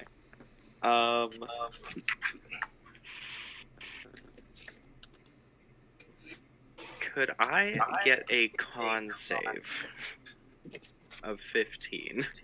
What are we doing? Shatter. More towards the back side of it, so that way there's no risk of like shrapnel flying up. I don't think that's gonna matter, but just for his sake, he doesn't want. Yeah. Any shards 22. of Do I people take half statues. damage? I believe so. Should be. Yeah, half as much on a successful. Okay, so that's 3d8. No, even half could be good. 6, 7, and a 1. So that's Yeah. 14. 7 Alright. damage total. That's something. That is damage. And then my A little bit of Joe bonus DiMaggio for you. action. I'm sorry, anything else? I'm going to use my cunning action to hide behind the closest statue, so that way I'm still within not like grabbing distance, but like I can go out, grab it, and then move him. So Love it. Use that to hide. You know what? Since you put that shatter on the other side of it, I'll let you go ahead and have advantage on that hide. Let's go. Because That's you gonna definitely be- grabbed some attention in the opposite direction. Gotcha. That's going to be a 21. Dirty. Yep, yeah, because +9 stuff. Yep, you're good. So yeah, Anything else? that will be me. All right. For my two buddies that are just way too close. Yeah, I forgot to move, didn't I? But let's see it. Let's do this. Let's get a wisdom saving throw, DC 15. Ooh, okay. Is that for everybody or just Nope, people? just the two of them. You are outside of 30 feet. I was being very nice to you. I was partly being nice to you because you were dragging Leon with you. Okay. I failed. Okay. 14. That two failures? Yeah. Yep. Listen, I can't drag 3 corpses and evade this thing.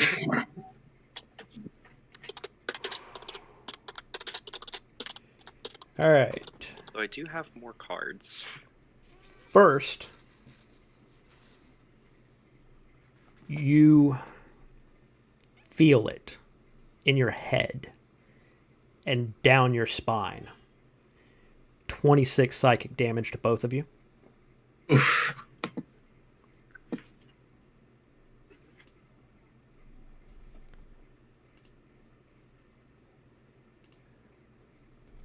It is deeps.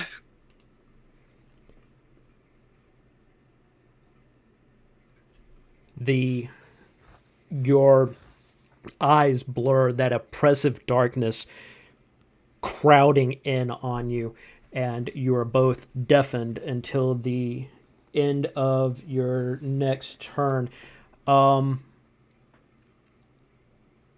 know Oust said something teen. 13. Pickle, I need to know what your roll was.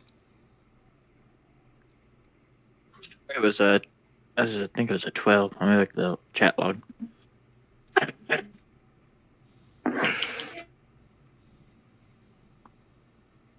Yeah, it was a 12. Okay. Yeah, there was a little bit more if you failed by Actually- 5 or more. Actually, no, I'm going to take that advantage now. Okay.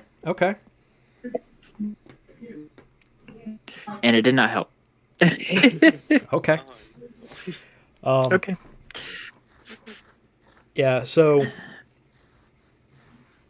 even the roar of the illusionary ogre has now totally been drowned out by the deafening silence in your ears. And you probably feel a little bit of blood trickling out of one of them. Oust, that is your turn. All right, I got hit for a bunch of damage. I'm going to. I don't. Okay.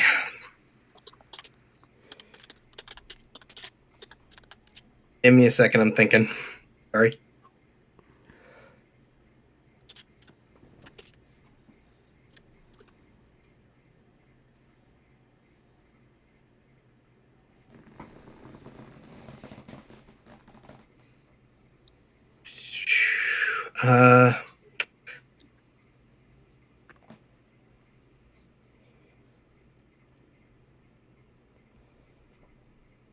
Yeah. I'm going to back away from this thing. We're still within my movement, so I can kind of sneak up on it if I want to. And I'm going to cast from out in front of me darkness. Not out in front of me, obscuring me mainly. I'm going to cast darkness so I can kind of be hidden. Is that 30 feet out from you? 60 feet. 15-foot sphere. 15-foot that radius? I would 15-foot radius. Casting it on me so I kind of blend in with the shadows. But I'm farther from it, but I'm still close enough that I can move. I have a bit of have a bit of a plan of surprise. Here I am again.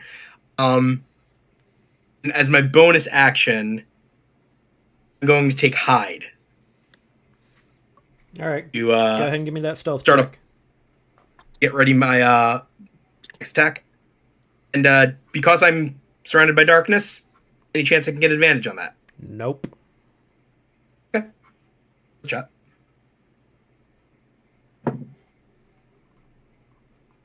That is a 26. Need it. Right? All right. Anything else for your turn? How we wait? No. Right on. That movement, you started off 5 feet away from it. Yeah. You said you wanted to stay within your movement to it. You could back all the way up to the wall if you wanted. The thing is, I want to. If I do that, I want to keep the sphere of darkness on me, so that the next thing I want it to see when it comes to me is on my turn when I can start hearing again. Is or hopefully, okay, surprised, and what I'm looking for is trying to figure out who else you just put in your bubble.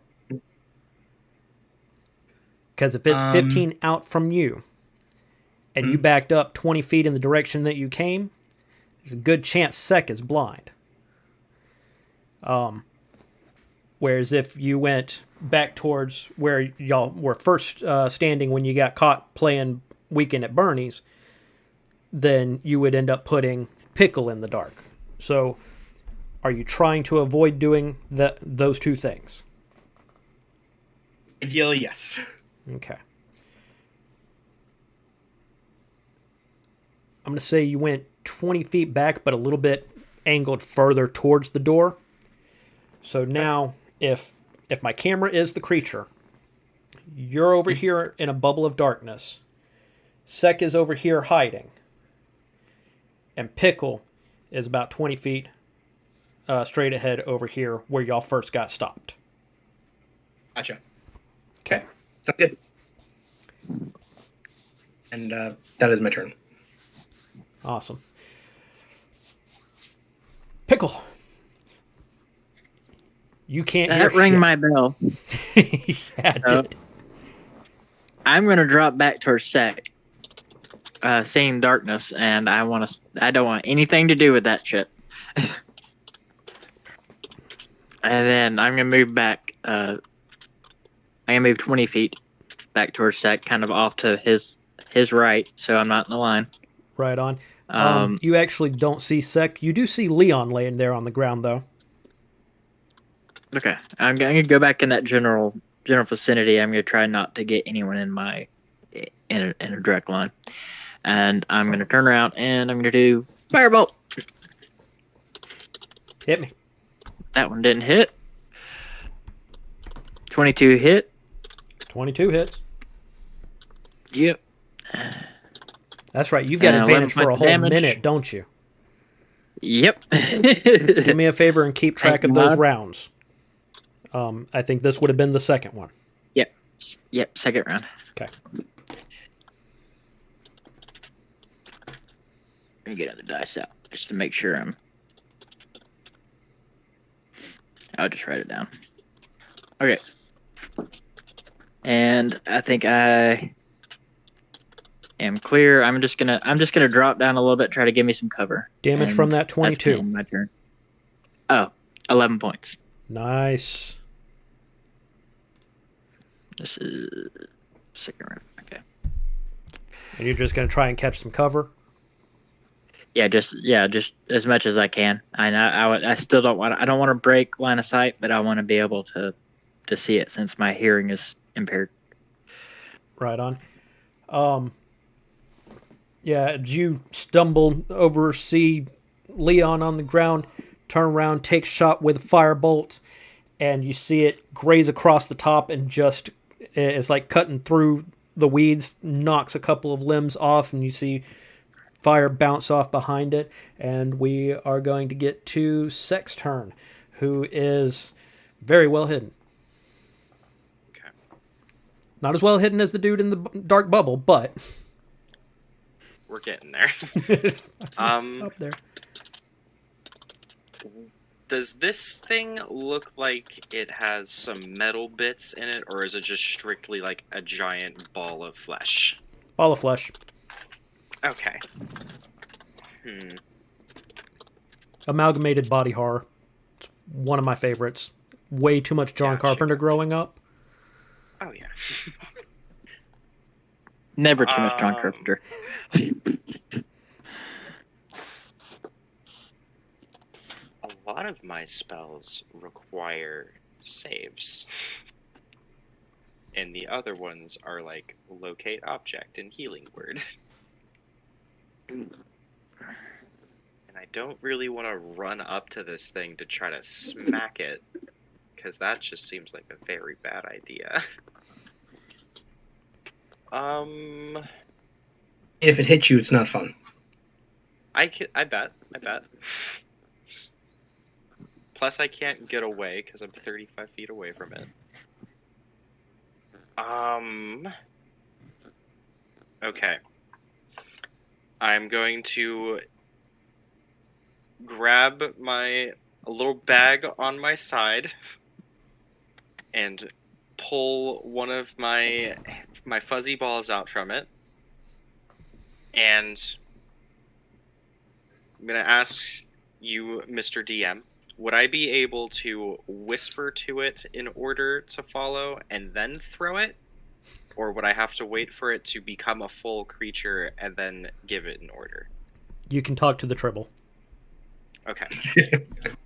I'm going to whisper to it, get in the giant dark ball, and then I'm just going to like underhand whip it, so that way hopefully I can still remain somewhat hidden. And that's going to turn into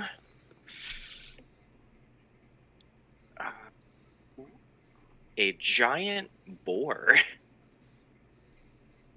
What is the stat block for you? But not in front of the kids.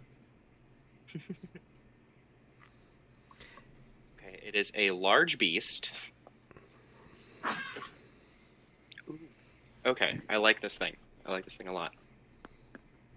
So it's going to pop up next to the darkness ball and just slowly form itself up into this giant boar, and then just prance into the sphere and just kind of wait.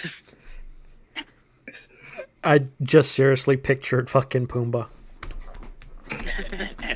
Hell yeah. Hakuna It's just Matata. prancing into that giant dark ball. Ah, yes. Um, I remember this. Can you give me a passive perception on the giant boar, wild boar, whatever it is? Its passive perception is an 8. Yeah. Never saw the giant thing of fucking arms over there. Just doing what it was told. Happy as can be. Good. Happy Good as a for pig him. and shit, I as it love were. that for him. We love that for him. And that is going to be my turn. Just praying that I have remained in cover enough to not be noticed. Right on. Oust, hiding as you are, your passive perception picks up that something is moving into the bubble with you.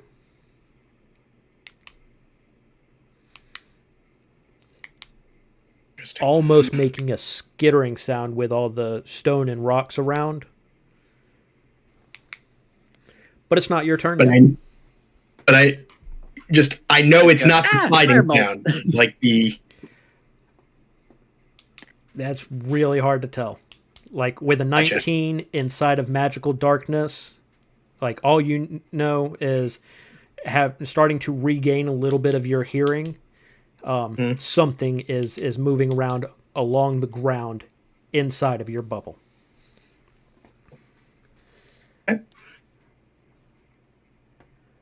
That being the case, Pickle, you made the most noise. And in this dark, quiet place, that seems to be what's attracting its attention. Fair enough. So, let me... Oh, it's faster than... Well, it is pretty big, so that makes sense that it would be that fast, I guess. It runs up on you.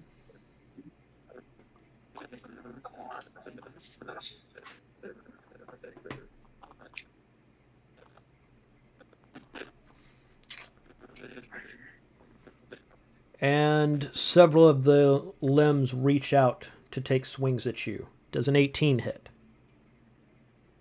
Yes. Does a 17 hit? Yes.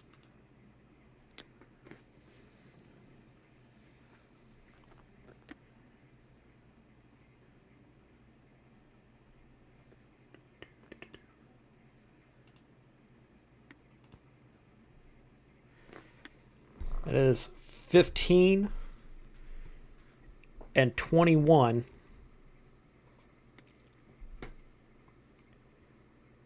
For a total of 36 damage. Pickle, I believe you are down. Yep, I am unconscious.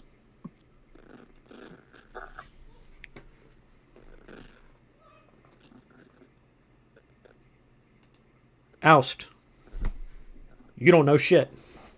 You are inside of a black bubble. You did, as more and more of your hearing returns and you're in the bubble, you heard something come prancing in, but then you heard something massive move very fast, knocking shit over. And Pickle, how does it sound when you get hit that hard?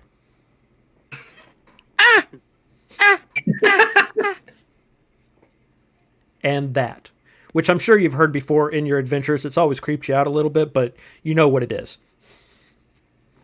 You at least know that he took damage. You don't know that he's down. All right. I'm going to follow through the best I can with what my initial plan was, because that's all I know what I'm doing. So I'm going to go out of the circle in the direction where I thought the monster would be, which would be 15 feet. Realize, oh shit, it's not here. It's over there. How far away is it from me after I move the 15 feet? I'll say your full movement gets you to the side of it. Let's do it and attack. I will ask if I get any things. Nothing. Yeah. One dude in a coma, and one dude that you don't know it, but he's down. All right. So it didn't. No surprise of me. Like surprise, I'm here. No, because he moved. Yeah. I'll give you advantage because when you went in the bubble, that stealth check, even without advantage, was stupid high. Okay. So I'll give you advantage. You can at least get some sneak Excellent. attack damage in there. Let's go for advantage. Rolls, please. Good rolls, please. Crit. No crit, but the 25 hits. Definitely. 17 on the die. And plus sneak attack with the short sword.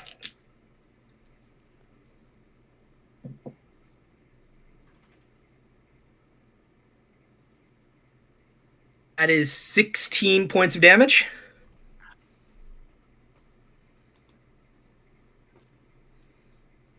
And because I used max movement anyway, might as well use the monk cool ability of bonus action. I'm going to punch it in the face, or whatever would be considered something.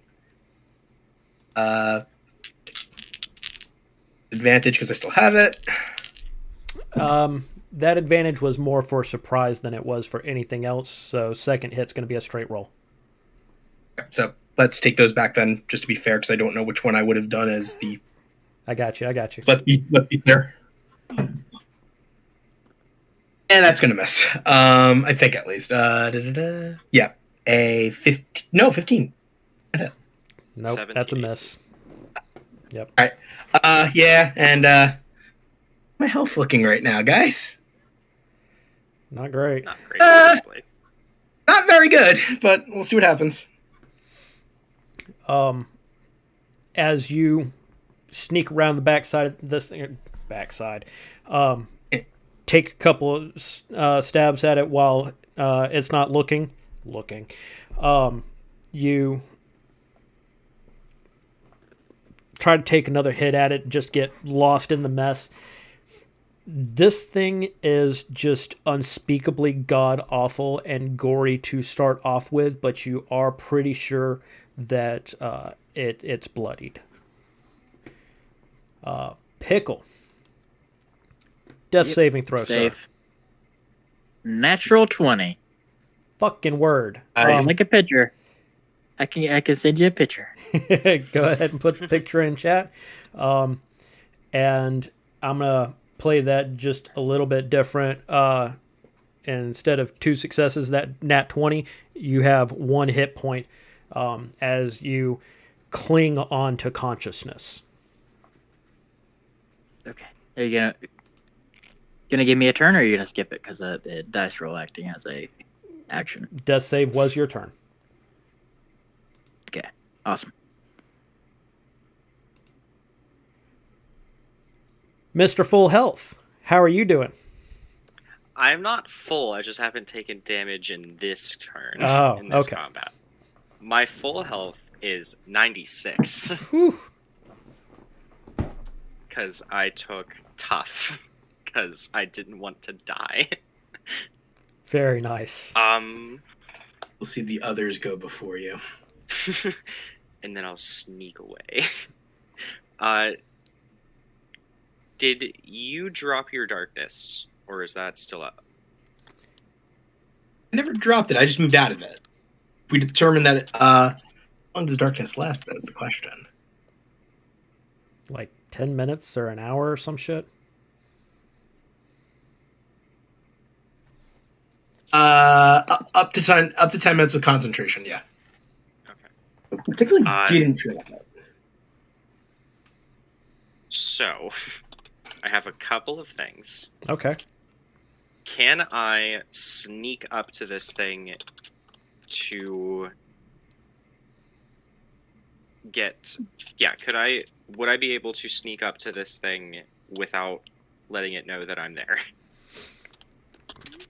So you also, if memory serves, rolled over 20 on your stealth from your last turn.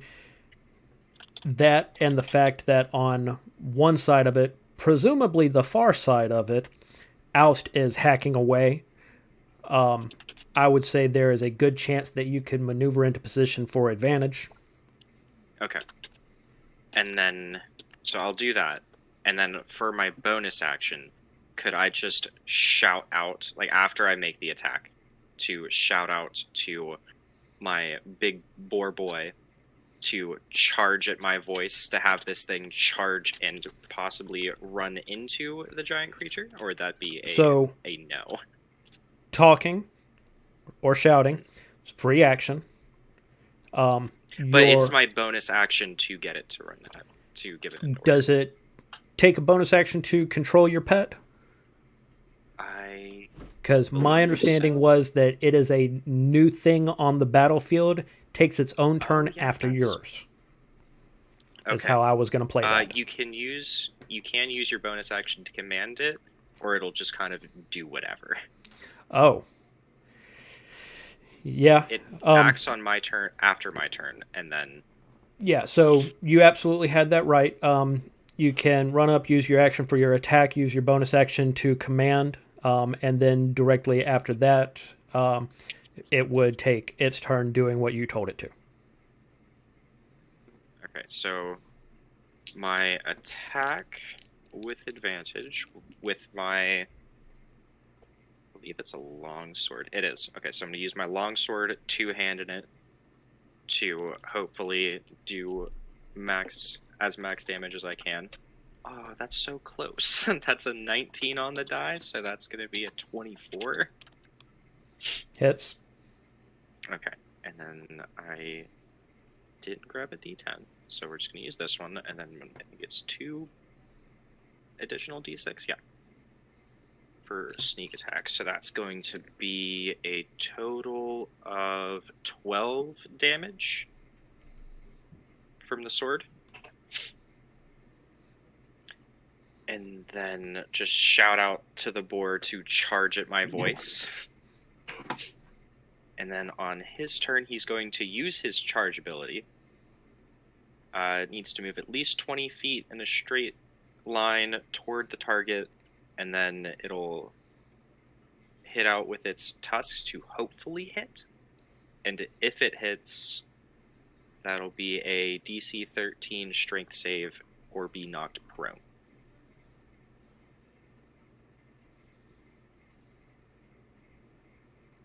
Or will this thing... Is there a state where this thing can be knocked prone since it's a giant meat pudding? I put a couple extra things on the stat block, but the description has been nothing but flavor. Okay. It does not say anything about not being able to go prone. I didn't think about it, so I'm going to say that it could have been if it hadn't gotten a 24 on that strength save. That's fair. Alright, so for his... Ooh, that's another 19. I'm keeping this die to the side, because I will use that for other games that require d20s. No, don't separate it. Put it in the rest so it can be a good influence on the others. Is the mod It might get the bad vibe off the rest, and I don't want that. Am I still waiting on damage from the boar? Yes. So that is 8 damage from the boar. Slashing damage, if that makes a difference or not. And that will be my turn. And the boar's turn.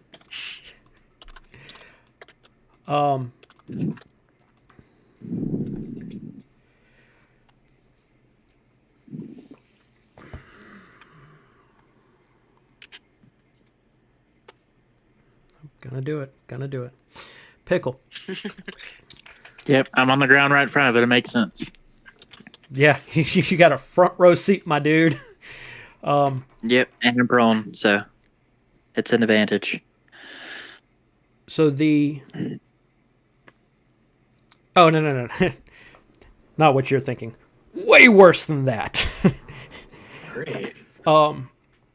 This entire time, Sek hadn't taken any damage, so there haven't been any concentration checks. His lights are still up. And the one tailing you is floating just 5-10 feet behind you, enough that from the ground you can look up, and it's like being on the bottom of the lake and trying to see through the seaweed with all of the different amalgamated parts of various races just clawing back and forth, and you can hear your friends fighting near you, and you can hear the exertion, and you can see this monstrosity moving slightly different, slightly faster, almost frenzied, like it's scared, like it can feel that it's getting close to being just done away with, and that first natural instinct is always self-preservation. Oh no. I need everybody, including the boar,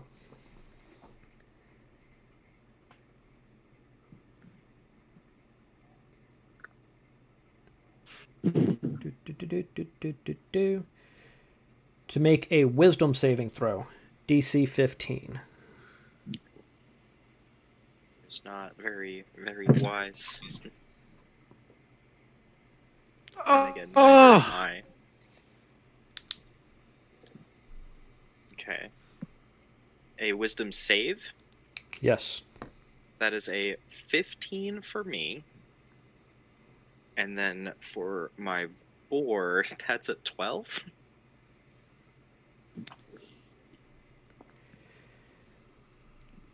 All right.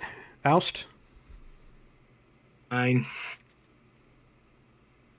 Okay. Pickle.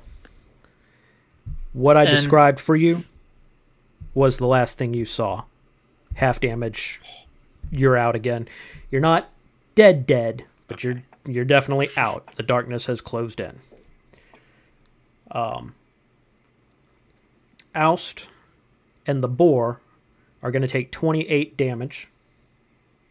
Oh, poor boy. Yeah, write down this number, actually. And both of them, if they are still alive, not sure about that boar. The boar is actually rather tanky. How much damage did you say? 28. 28? Okay. It'll still be up.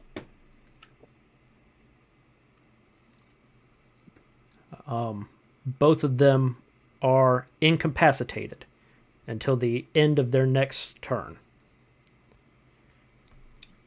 Sek, you just took 14 psychic damage Okay. and are realizing that these are the last throes of a dying creature trying to protect itself. Okay. But first, Oust incapacitated. Pickle.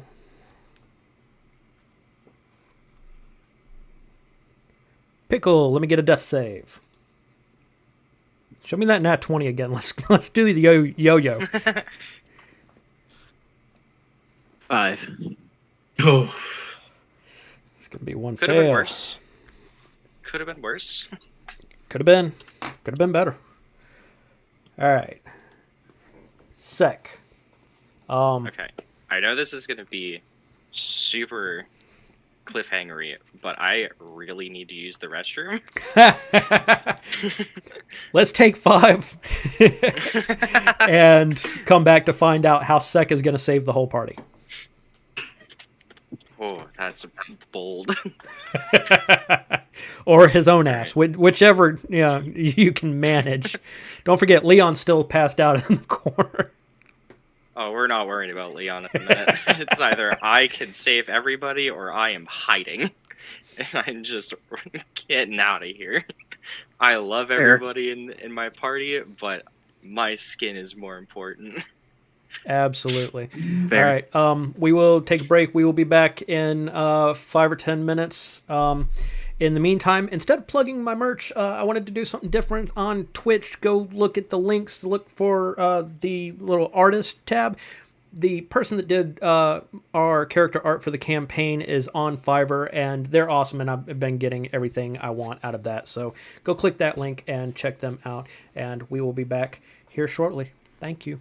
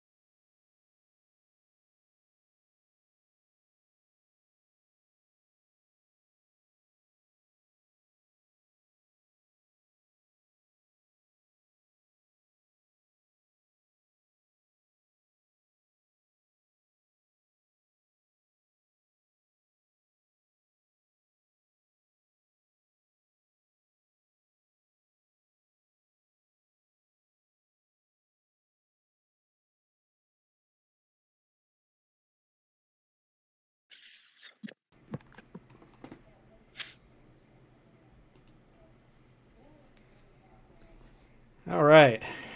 Bio break is done. Pickle is down. Oust is incapacitated. The boar is cross-eyed. And it is Sek's Boy. turn. Okay. So I am going to use Healing Word on our downed boy. All right. How much? Let me roll it. Please do. So I'm using it at second level, so it's going to be 2d4. Act.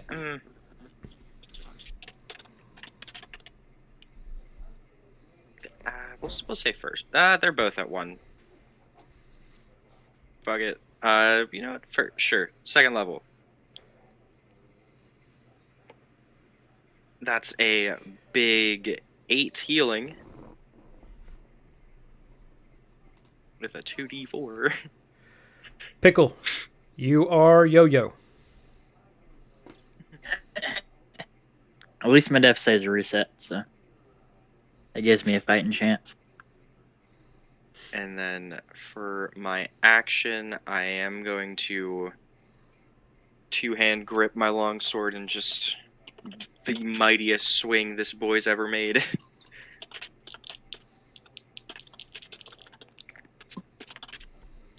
That is a 16 on the die, so a 21 to hit. Hits. Alright. And then that'll be 1d10 plus the 2d6 for sneak. Let's go. On. Oh, those are decent numbers. That's gonna be 9 for the sneak and a 6 for the sword. So 15 points of damage, 6 of which is slashing. Anything else? No.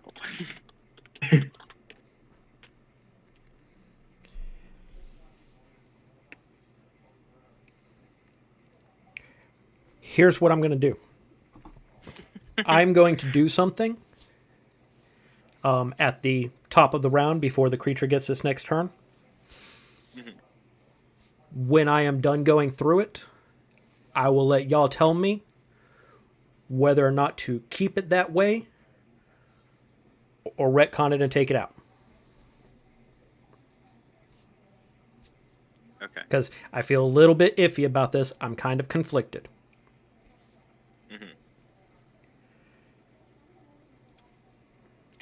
You heal your buddy, and you can kind of hear him gasp a little bit as he wakes back up from the edge of death again, where he's been kind of teetering. Ouch. With an ouch.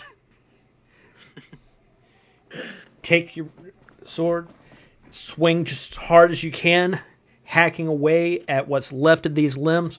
Most of them aren't even moving anymore. But there's still enough of it that is. When from behind you, you hear a familiar voice say, "Oh, screw that." And over your shoulder, Leon is barely holding himself up against the wall, casts a spell, and as this ball of light grows, you recognize it as Fireball. And it hits clear half this mess and just lights it up. And the creature is dead. Or it can take its next turn as Leon slumps back down the wall and nods out.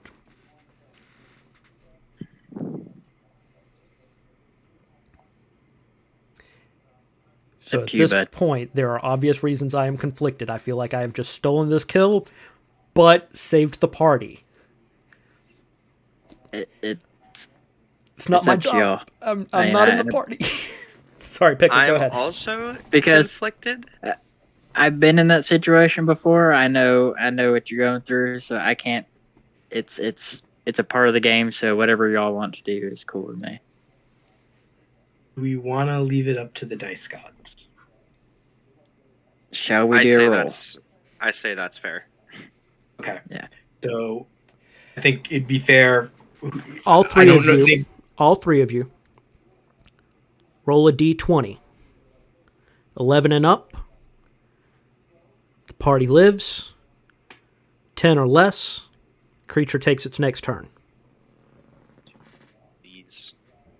Oh no, my camera's not liking that. Never mind. Actually, here, we'll do this. I'll just turn that. Yep, that kill off your blur. fast. There you go. Oh, bam. I don't know if I could And then give a good view of mine. one of Hold on, let's see if I these. could do this. Oh, yes, I can. Somewhat.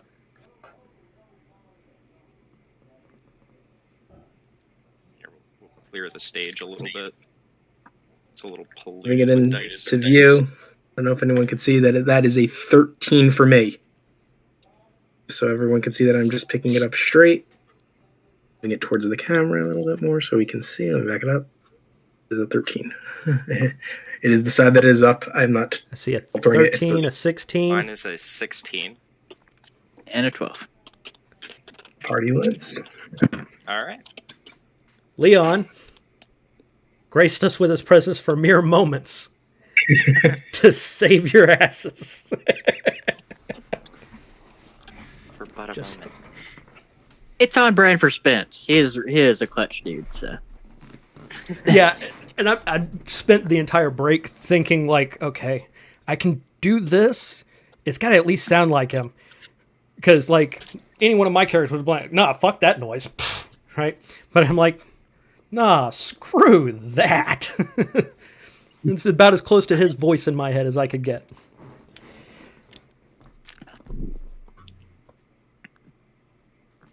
The room briefly fills up with smoke, and as the fires on this mound of god-awful flesh dissipate,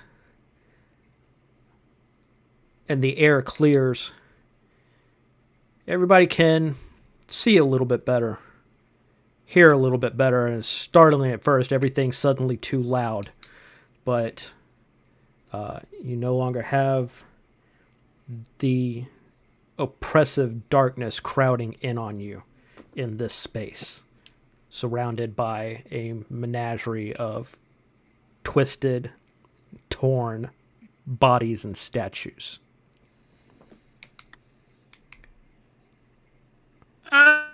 no. Potion now used it. And we are out of combat. No, wait a second. Oh. Yeah. Let's see here. I will use my last spell to heal up Oust a little bit, which is a d4 plus 4, but... Oh, cool. That's max. So you also get 8. Nice. Thank you kindly. I was very bad. I'm still pretty bad. Oh, yeah. I was about to suggest, does everyone want to just, like, sit down for, like, I don't know, an hour maybe, and just keep watching to make sure nothing comes and gets us? As soon as you say that, as your normal hearing kind of returns and you can get the full effect of your passive perception, you hear a roar coming from the stairways that you had left. I look at my companions and I just say quietly, once more into the breach, my friends. And I just kind of get in the direction of Hang on. I reach out, grab the bottom of his pants. No, we're going to the other side of the room. Take it easy. Yeah, because y'all only got 30, 40 feet along the wall. And you can see better now. You're a little bit off to the side, but roughly in the middle of the room where you're standing at. So your full 60 feet of dark vision allows you to see that there is, in fact, a large set of double doors on the opposite side of the room.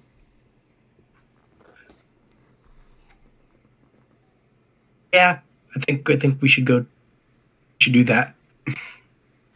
We should go where? You also... Oh, you did take damage. Well, it's cantrip. You can recast your dancing lights if you need to. Okay. And you get full effect from them now, so... Cool. All right. The darkness, by the way, is gone. after nearly dying. My boar stands back up. He kind of shakes his head and his tusks side to side and blinks a few times. Looks up at you with what kind of anthropomorphizing a little bit. Looks like a questioning look, like, dude, the fuck? You did so good. I'm so happy with you. You are the best boar in the entire world.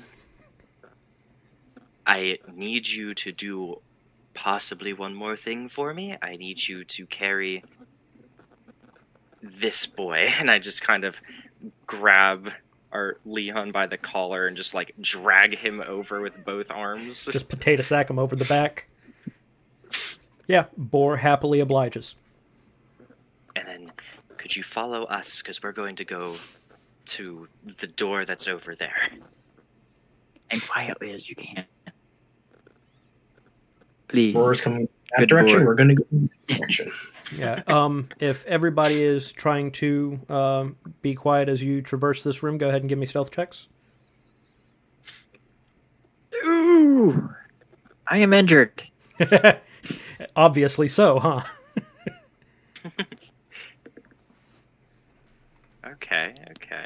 That's not... As befitting 23. Okay.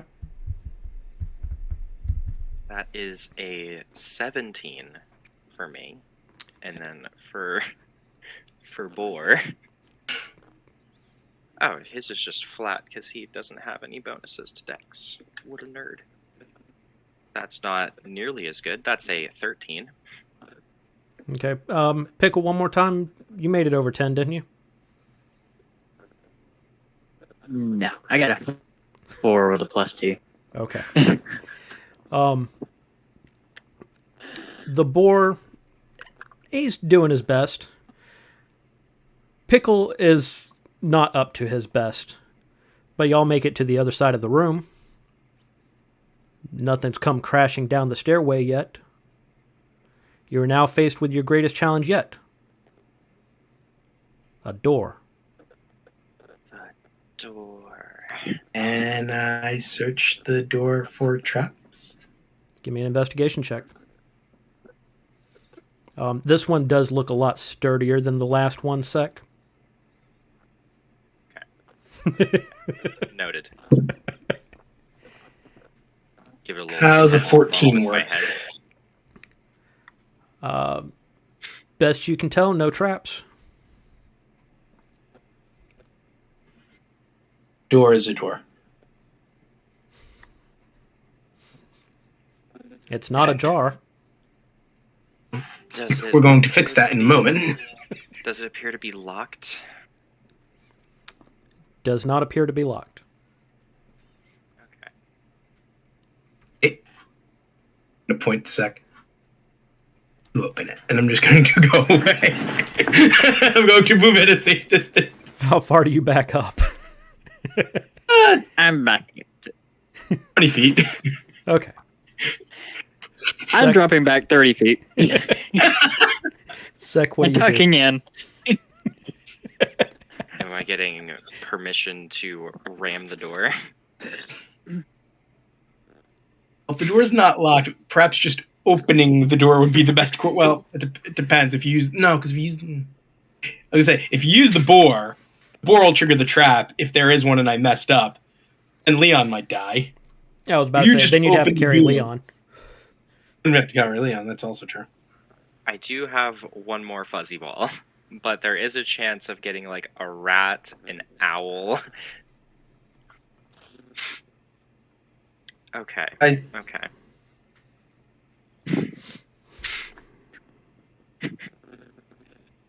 Before I do anything with the door, I'm going to take out a card, not looking at it, flip it And slide it face under the side door. up, and slide it under the door.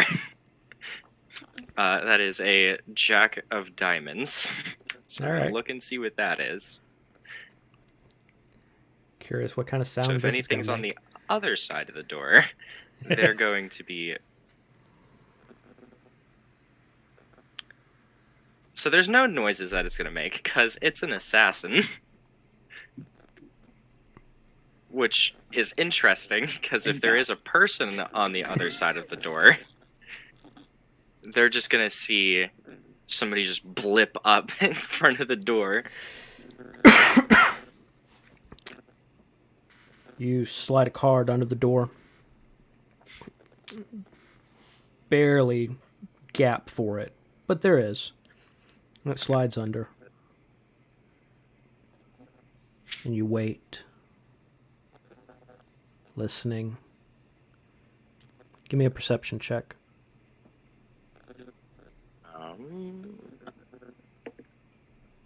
That is a 13. Sounds clear.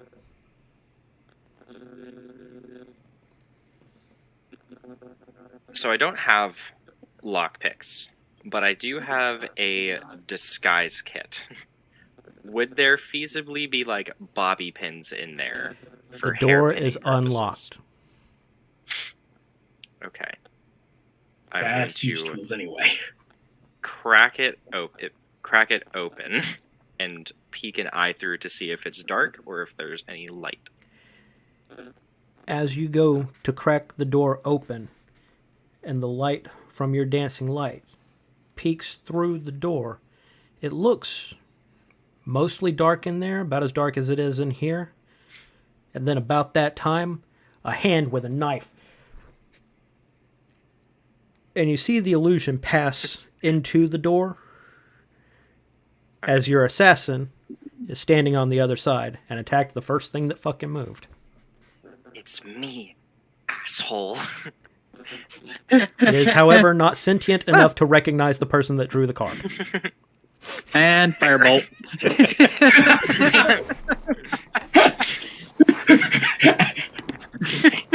You see the illusionary dagger, blast it. Is there anything else in there? Not sentient. Are you asking me or your assassin? I'm asking the assassin because I don't know if it can. The things that I've pulled, I haven't been able to feasibly talk with. It pulls the dagger away, and it seems to be looking at you for a second, but then you realize that it's a little bit off. It is not a sentient illusion. It cannot answer your questions. It's got Do a I see lazy the eye. card on the ground? You do see the card on the ground Okay. under where the assassin is standing. I'm gonna pick the card up and throw it back in the deck. Useless fucking thing. And then I just throw open the door. It's his best. He tried. As the light from your dancing lights spills in, what you see are stairs. Flat landing where you're at, and a spiral staircase leading up.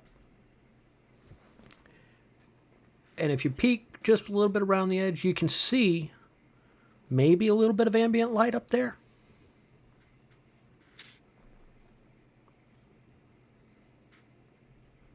Stairs, are they big enough for the large boar to go up? Yeah, you can bring So your we're gonna buddy. have to continue. Okay, good. Um, I'll look back to the rest and share the information of give the room. me a dexterity check for the boar.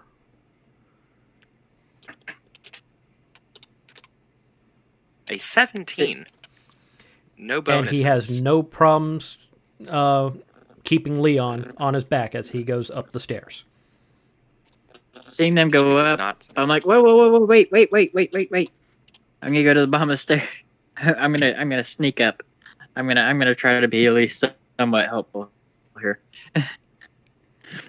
So what are you trying to do? I'm gonna sneak up. Hopefully my body will slide back down and he can heal me again. So I love it. Moving meat shield. Go ahead and give me a stealth check, him and anybody else. I'll join Whoever's in being with the quiet. whole. I'll be quiet. No need to make noise here. 17. I will. Not bad, Pickle. I'm gonna whisper to the boar. Stay here. If I whistle, run up the stairs. Or if you see a body slide down. Or that. You see him kind of snort, and you feel like he's on board. He likes being last in line here. I don't know why the other thing couldn't also follow instructions, and I just slap the pack that has the deck in it and also try to sneak up the stairs. All right, Oust. 22. Nice. Sec. A 21. Nice. Sweet. Y'all go up the stairs. 20, 30, 40 feet. Doesn't seem to be anything up here. Around 40 or 50 feet. You do pass by a window, another arrow slit like you remember seeing on the outside of the tower. As you pass by it, like you can see the horizon out there. Wait a minute. As we're walking, I just kind of whisper. Up is down. Down is up, but left and right are the same. Does this mean we're actually going down? The tree said it before we came down here. This ray will be in the dragon's turtle's bowels. I think you might be reading too much into it. No offense to you, because you have been great this entire time. I'm just trying to understand the wisdom that the tree might offer. There are several people who find wisdom in trees. Yeah, that line from Dale, if you remember, like got a little mixed. Is remember, down is up, up is down, but right is always right, or left is always right. I don't remember, but you're gonna fucking die down there. Sorry, go ahead.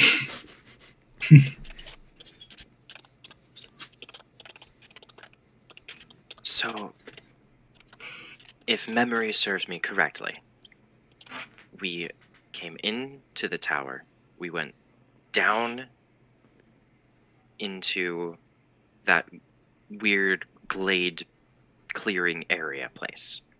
We continued down, and we got to that shithole, and now we're going back up. I see. Okay, I see where you're getting at. 1 plus 2 plus 1. No, 2 plus 1 plus 1. Even if you're right, it's 1 plus 1 plus 2 plus 1, not 1 plus 2 plus 1 plus 1.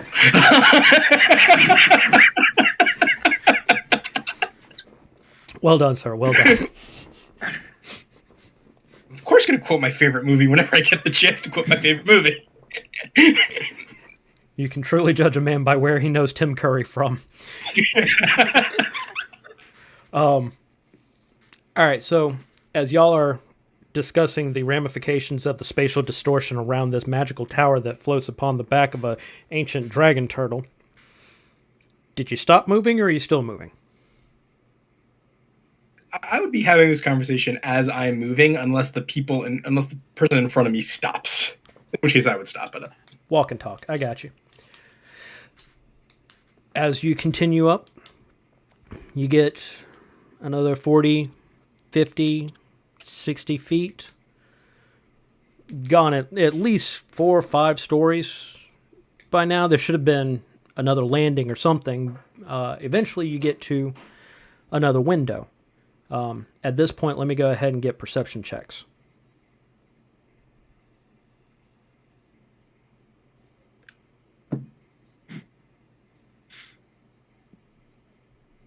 $14. Me, that sucks. 17. 5.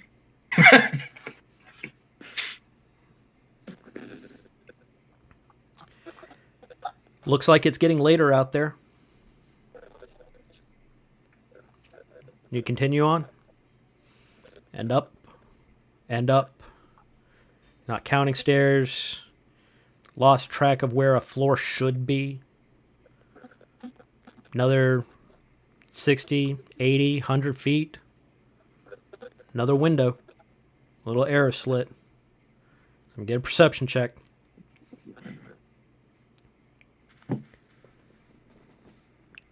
Not good. But what I'm going to do is I'm going to take one of my candles out and I'm going to set it in the little arrow slit. I like that. I like that. Like this roll better. What was that, Oust? Like this roll better. What'd you get? 8. 28. Love it. As Pickle goes to put a little candle in the window, you're looking past him, and this is when you realize that the colors are wrong and the reflections in the wrong place. As you look out to the horizon, the sky is down here and the water's up there.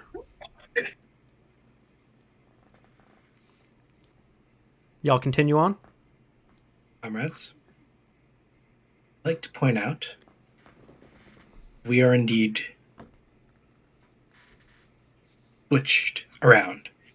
You will notice that way is up. The sky is. It's that way where we are heading, is where the ocean is if you look outside. Kind of pointed out and do not do this to try and ruin your perception of reality, lest it lead to madness, but I feel that it is only appropriate that we all know which direction we are going. Which direction are you going? Yes.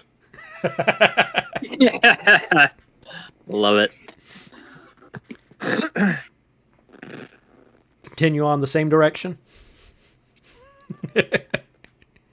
Yes.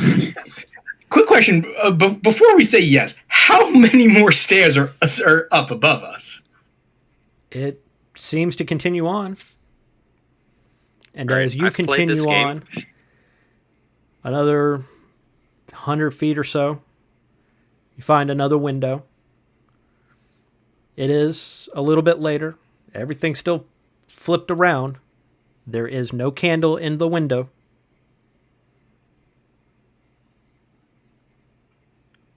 All right, I've played this game before. I'm going to turn around and walk up the stairs backwards. For how far? Go like 3 steps. I'll take some ball bearings out of my bag. Okay. Just kidding. Just kidding. I'm not doing that. I'm going to like this idea. We throw the ball bearings down and they hit us on the head. Sek turns around facing y'all and takes 3 steps up backwards. Stands there for a minute. Anything changed in your perception? I'm a bit higher up than you guys.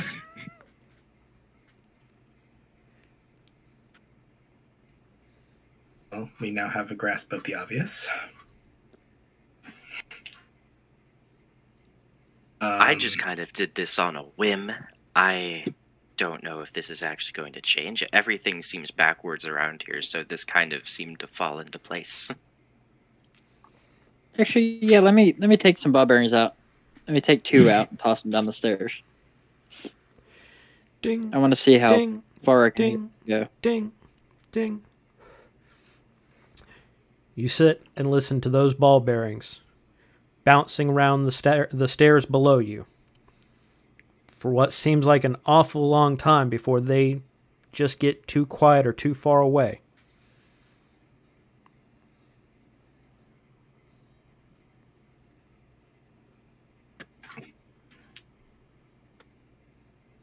Perhaps it is only the internal structure of the tower that is changed. That makes sense. As in, rules work within the tower, but not the same rules outside. Outside, it appears we are going down, but here we are actually going up in some weird mirror of the outside world due to magic. I don't know. I'm not a magical person. I talk to spirits sometimes, but not like this. Well, you do have a magical person across the back of a boar at the bottom of the stairs because nobody ever whistled for him. You haven't been in danger. Haven't needed him. Well, what? See, my next idea is maybe we should go up the stairs, but on our hands. Because if the outside's upside down, maybe we need to be upside down. Give me an acrobatics check. Yeah, I could probably do it. Okay. I'm going to stand back and just give him room while I watch this. A 26. You've done this before, sir. You see Sek A go up on his hands, and then step by step, how far do you go? I mean, at 26, I'm going to let you run with it if you want. let's go up 5 stairs this time. You're still within sight of your party members. However, through the window, you can see that the sky now looks like it's at least in the right direction. Before you remember that you're not. It's like, hold on, think I have something. Never mind. I'm upside down now, so it all looks right to me. I believe I have something, if I may. Go up I'm the just- stairs on our hands backwards. I'm going to stick my fingers in my mouth and I'm going to whistle. If I can get the boar's attention to come up the stairs.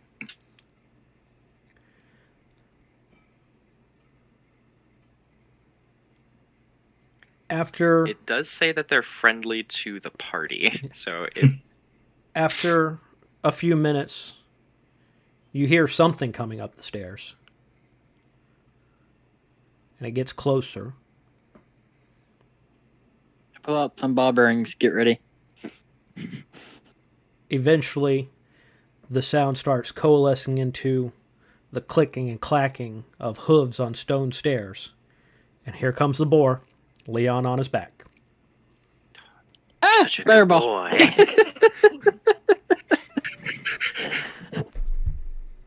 I don't want to eat my friend. How long does your boar last? I think until it dies.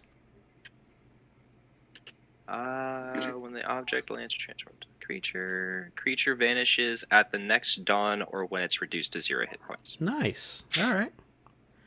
And since time is weird in here, I don't know when the next dawn is.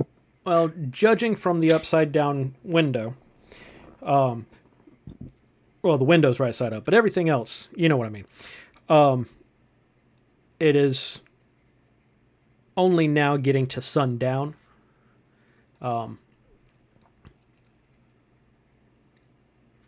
anybody with particularly good perception might even be able to see a familiar ship on the horizon, just barely a blip out there as your ride leaves. He said he'd wait until it got dark. I have good news and bad news, everybody. Good news is we have an extra incentive to complete our mission. I'll spare you the bad news for the fear that you both might panic. Good idea. Let's Very focus smart. on completing our mission, and then everything will be okay. Oh, by the way, paralyzed wizard, what is going on? Can you explain? Give us your wisdom if you are not paralyzed. He's not paralyzed, he's unconscious. Should we smack him? In that case, I'm gonna do lay on hands for. I'm gonna try 5 points of lay on hands. Oh, no, he's not 0 hit points unconscious. He was trying to do a ritual spell, and something went wrong during the casting, and he is more or less comatose, healthy, breathing, snoring a little. But he woke up just in time to help when y'all needed it, and that was it. So he's a paperweight. Okay. Basically, okay. So, let's ask this. In all of our climbing, do I feel we've gotten any closer, or do I feel like we're just in a loop almost? So, with Pickle doing the candle trick, that was to see, and Pickle, correct me if I'm wrong here, that was to see if y'all were passing by the same window over and over again. Correct. At the very least, 100 feet to the next window was not the same window. So, as much as this feels monotonous and that it could be some sort of loop, it does not appear to be the case. You can go fucking labyrinth with it and draw arrows if you want to. I have an idea. Go ahead. Because my intelligence is so mediocre, but I was learning some stuff from the ship. I want to take a piece of rope out. I want to hold my hand straight out. I want to mark 2 spots on the horizon. Oh, the bottom of the windowsill and the horizon mark. And I want to tie 2 knots in those spots. Okay. And go to the next. We proceed to the next window so we can check and see if that distance changes. You go up the stairs and you feel like there should be another fucking window already. And there's not, and you just keep going, and you probably get 200-300 feet up the stairs before you get to the next window. The sun is basically already set. You can see just ever so slightly the glimmer at the horizon, but soon you're going to lose sight of the horizon itself. Can I tell from this point if there's more ground and more water? Do I see more water at the bottom of the knot to the top of the knot? Using your dummy rig here to try and mark the distance. You're trying to see if the perspective of this window is different than the perspective of the last window. Yes. It is not. So we're making headway in which way? We're getting closer to the ocean? You're not. The It's space that the window seems to reside in from the outside does in fact appear to be the same, despite the fact that the inside is a totally different window. Balls. So that's a very good thought, and that actually does tell you something. It's just I feel like it's hard to translate. On the inside, you are definitely not in a physical loop. You're not circling the same floor over and over again. But on the outside, all of those windows are looking out of the same space.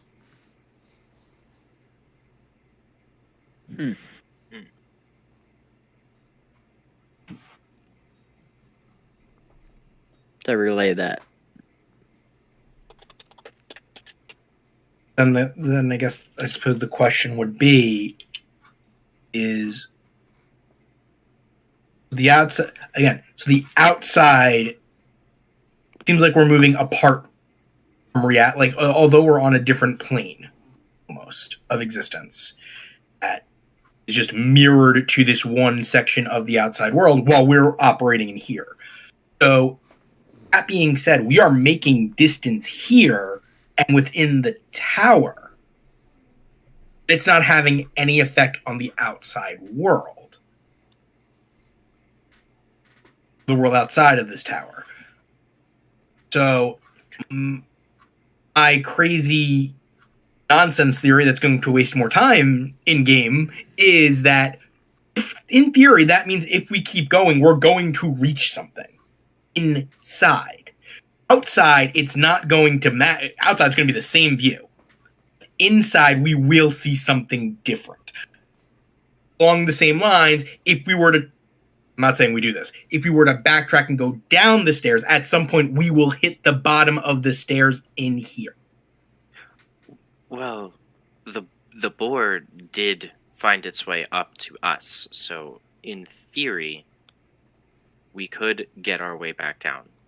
But I feel like what we came here for is definitely up. Yes, I agree. I just don't know how far. And the Yes. fact is that we really need to get it if we would like to complete our mission. Smile of, I'm not telling them that the ship is gone.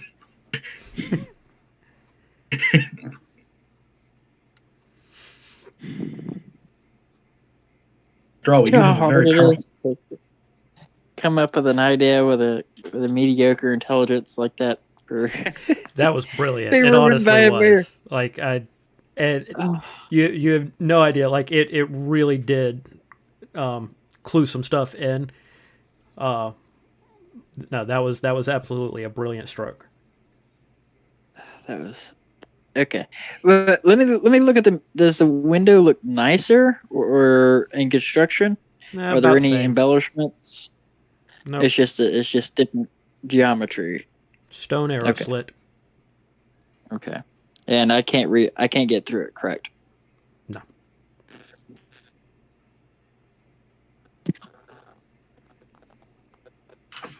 Can y'all change into any animals? No, I don't. Depends how much of I had to drink. Do not have any druids in the party. Where's a druid when you need one? You can put them on almost any hole. Facts. Okay. How about this? We give it 15 minutes of walking up.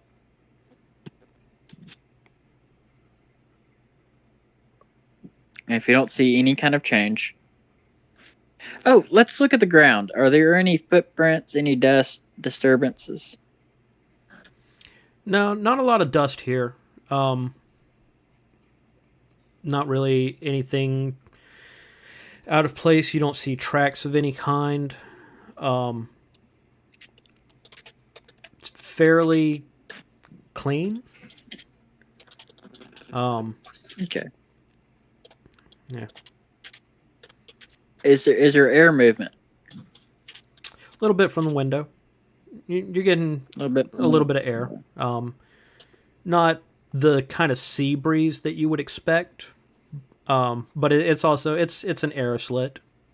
So So is there any air moving up or down this in the direction of the stairwell we're in? If you were to do your little trick with the candle again, like you did in the other room, I would say that the only air that's really making it move, making the flame flicker at all, is coming from the window. The further you move away from the window, the more still the air becomes. Okay. Man, it's tough playing a character with mediocre intelligence. I mean, give me your smart ideas, because I'll tell you, like, riddles is not a thing that I do real well or real often. This was my one riddle for this one shot. But Can there I is a sit single down? and definite answer. Can I sit down and meditate on any kind of tells that anyone has given any information about this place? Can I like try to dive into my memory as hard as I can? Not going to make you roll for it. The information that you were given about this place was all only how to find it and whose tower it is. You weren't even given much information about Lady Asper. You were told that there was a gateway somewhere in this tower, that nobody had heard from Lady Asper in forever, that the gateway is the goal. If you can find out what happened to Lady Asper, hey, cool. If not, your employer doesn't care, or at the very least, it's not pertinent right now. But everything from the ancient dragon turtle up has been a complete surprise. Nobody has known any of this. Okay. Alst, you got something? I'm just trying to replay the one clue we have. Up is down. Down is up, but left is always left or sometimes right. That I got that basically right. Remembering it. Yeah, so he messed up the clue a little bit. Up is down, down is up, but right is always right. Or, no, up is down is up, left is right, but right is always right. Or something. Down. Left is right. Right is always right.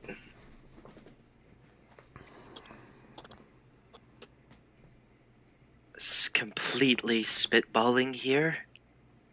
We've been going up this whole time and feasibly been going nowhere. If up is down and we were already down, we can't go lower than we already were.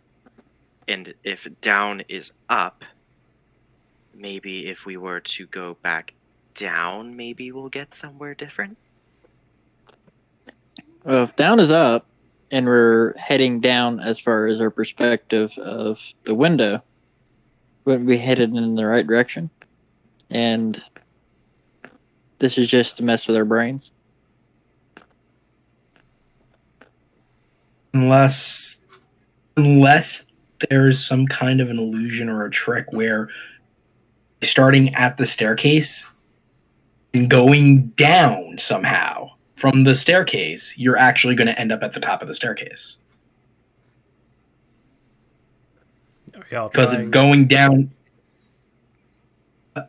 Sorry, go ahead. I was going to say, because if that's the case, that's the way to go. Because then if we're assuming correctly, it's the only way to go up, where we know there's ambient light, we have to go down. Perhaps we started up on the wrong... Literally, we started off on the wrong foot. The correct answer is somehow we have to go down the staircase. at the beginning. How we can do that, though, I have no idea. Okay. I have a very minor grasp of things arcane with a +2. Could I try to make an Arcana roll to try and piece together the madness to see what all my very small grasp of magic Go ahead and roll it. can glean? Okay.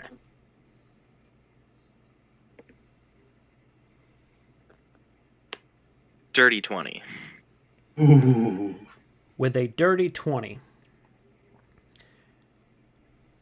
having listened to, having tried to wrap your head around this for close to an hour going up these stairs now, because y'all have just been going up and up and up, and this almost fuck it mentality of, have we tried going back down, because that might be up. With a dirty 20 on your Arcana check, what you know is that wizards are assholes. And somebody This is true. has definitely constructed this whole thing just to fuck with people. And fuck it, you might as well try.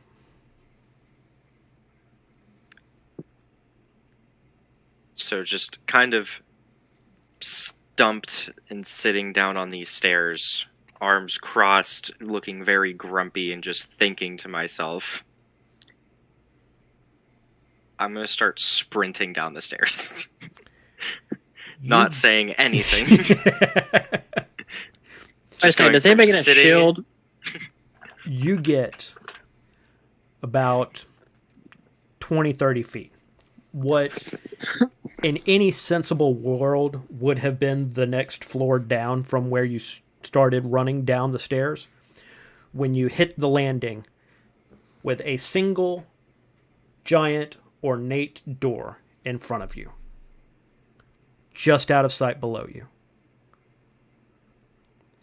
I will call back to everybody and say, we just needed to go down the fucking stairs. I'm gonna go down the fucking stairs. Yeah. Face as- palm and just fall back and just slump down the stairs like As Straight up as we're Looney going down Tunes. Like, go down the stairs. Oh, it's a wonderful trick to prevent an intruder out, if you think about it. You stuck on the stairs unless someone can figure out the... Oh, brilliant. Or until they get just so overly frustrated that they just I'm try just to sliding- leave. I'm sliding down the stairs. Wizards are assholes. Yeah. Yes, they are.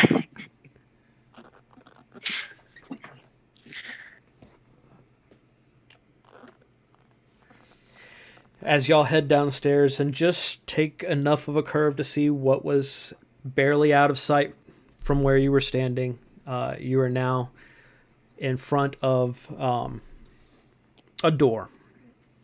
Very ornate framework and everything. Very sturdy looking. With a key sticking out of the lock.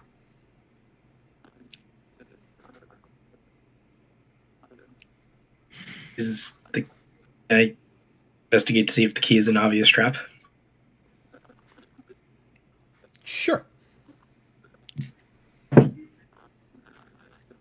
That is a nat 20. It's a key. It's a key for a door. It's a key for this door. The door needs this key in order to open. Cusco's door. I'm going to step back. Cusco. Let's get a little cover. That's fair. That's fair.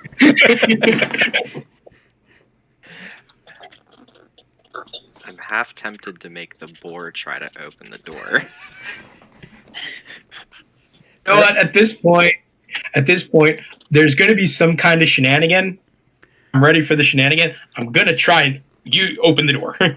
Okay. It was either I was going to either get the boar to try to open the door, or just out of sheer frustration, Sek was just going to rip the door open. So I did say that y'all been walking up the stairs for about an hour.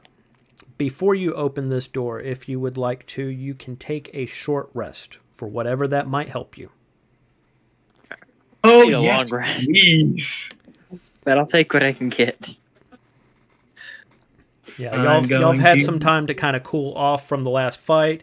You weren't hurrying up the stairs. You were kind of plodding. So we can go ahead and count this as a short rest.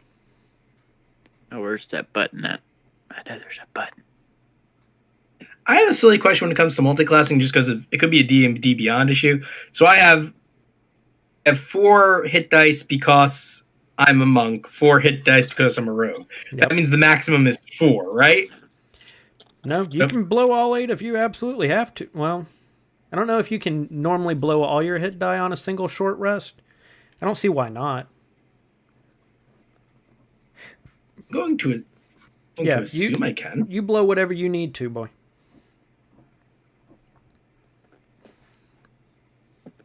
Where is...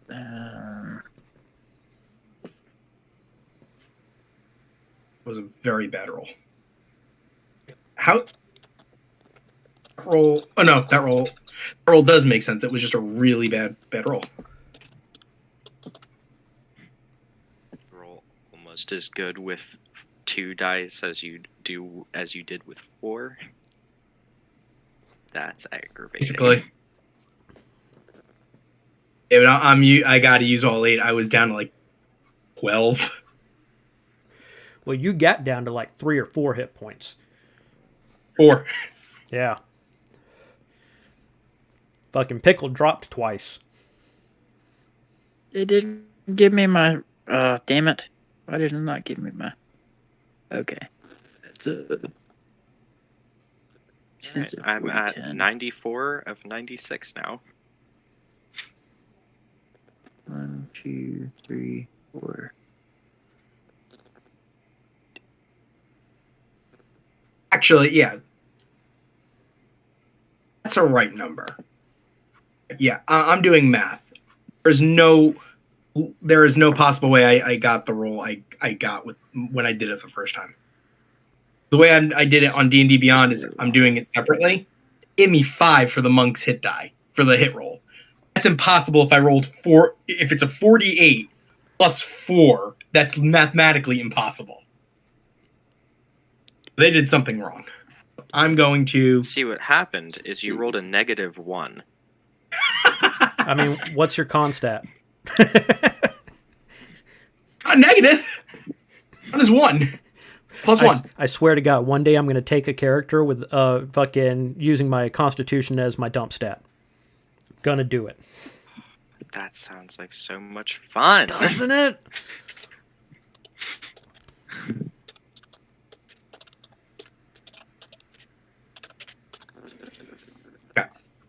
It's got to be a wizard. That's got to be a wizard thing. Concentration checks.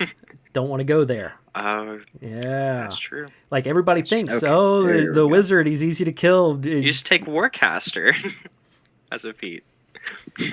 You get it. At least you'll get advantage. So The math is better. last Figured it time out. I was looking at it, I think I was going to go with an alchemist artificer. I had a really cool reborn alchemist that I wanted to do, where he was trying to make a immortality potion and ended up turning himself like half undead. Yeah. Ooh, Anyway, I like this idea. everybody good with their short rest? Got your resources up? Yep. Awesome. Leon is still snoring. Pumbaa is Lazy still holding sack of him shit. and happy. He has got no worries. For the rest of his hours. Oust. You said you're opening the door? You turn the key. Pull the door wide open. Stand in the doorway. Blown up. What you see in front of you is a large and fairly luxurious library study. You can see desks over to one side. You can see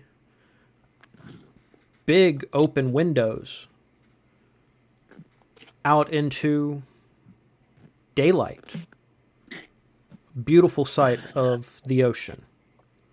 Not sure if it's the same ocean, but middle of the afternoon, pleasant breeze, and with your 19 passive perception, you hear a sliding? No. A slithering. Coming from the edges of the room. Getting closer. And the voice. You made it! Oh my god, thank you so much. And popping out is a giant snake,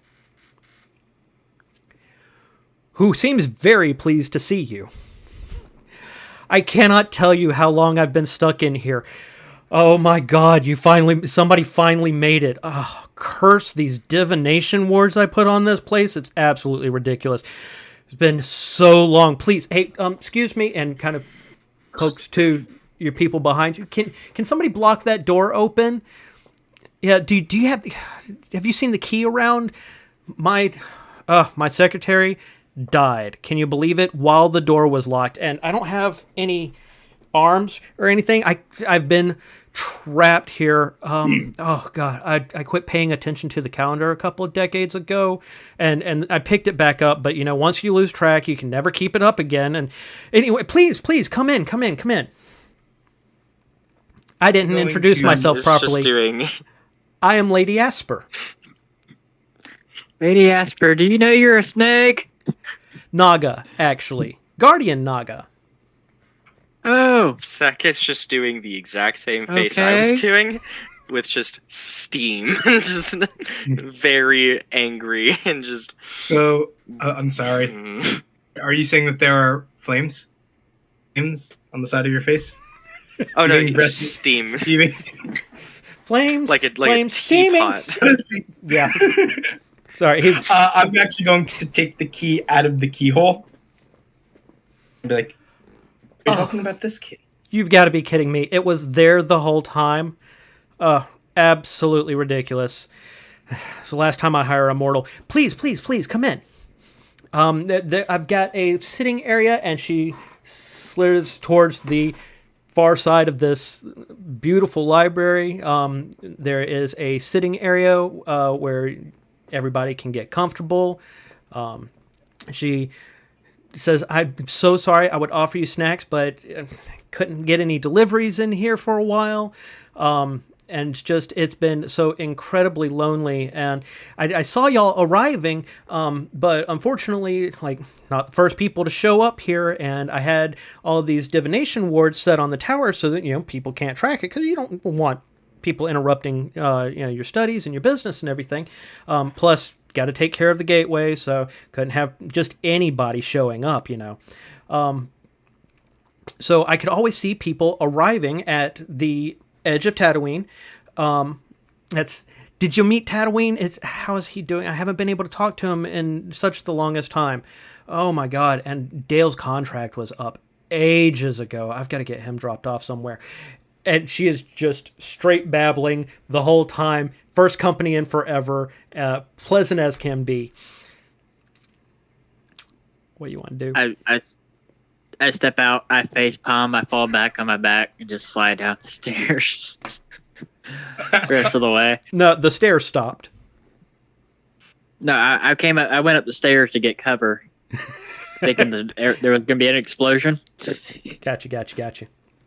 So I just slid back down, thinking it's the only way to actually get down the stairs. As you pass up the stairs just out of sight, you can see just around the corner, up the stairs, the double doors to the stone menagerie that you came from.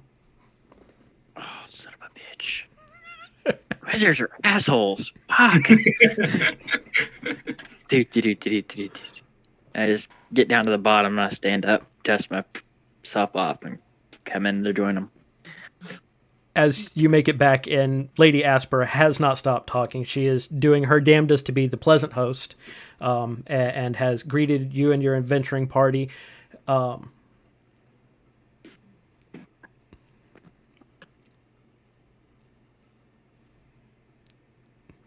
I am so sorry. I This don't must be want quite a you. shock for all of you.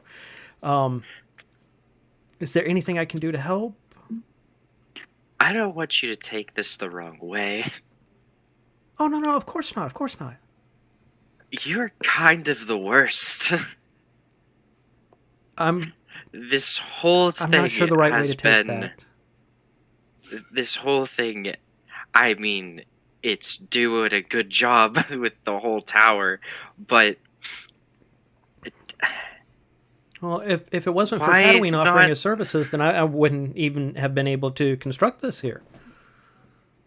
why not try to drop the wards at all? Like, or Oh, those got put in place so long ago. They've been permanent for forever. And I don't like to toot my own horn, but I am quite the arcanist, and they're really very quite strong wards. And when I do something and really set my mind to it, I make sure that all the back doors, so to speak, are handled, and they are. I couldn't remove them. Are do you Are know you you- have a monster up there, or down there, or whatever the hell this place is? A Had. monster. Had a monster. Yes. do Had. you collect statues? No. A couple of things have wandered their way in through here. I'm assuming Dale didn't do it, because he's as peachy as can be. Isn't But- he a sweetheart? I feel so bad about him. Still, is he still stuck here? He's going to be so cross with me. I'll take care of He's it. I'll not make it up to happy. him. But as far as monsters, no. I had there was the laboratory assistant from so far back, Jonathan. But yeah, he must have passed on by now. There was my garden. There was. I can't think of any monsters that I am so. That must, of course, be why everybody that showed up here couldn't get here. So to cross-reference your knowledge of the tower with what we just went through, Yes. after you pass Dale and you go through the tree, Well, I don't know where where would you Dale have ended was. up? Oh, the tree. Oh, okay. Seems like the right place for him to hang out. That was his usual post. Had a little hut there and everything. From there, let's see. Oh, there's dozens of floors. There was all of the alchemical labs. Jonathan's mentor passed away shortly before I got locked in. I'd say shortly before. Shortly to me, it was probably a dozen years or so.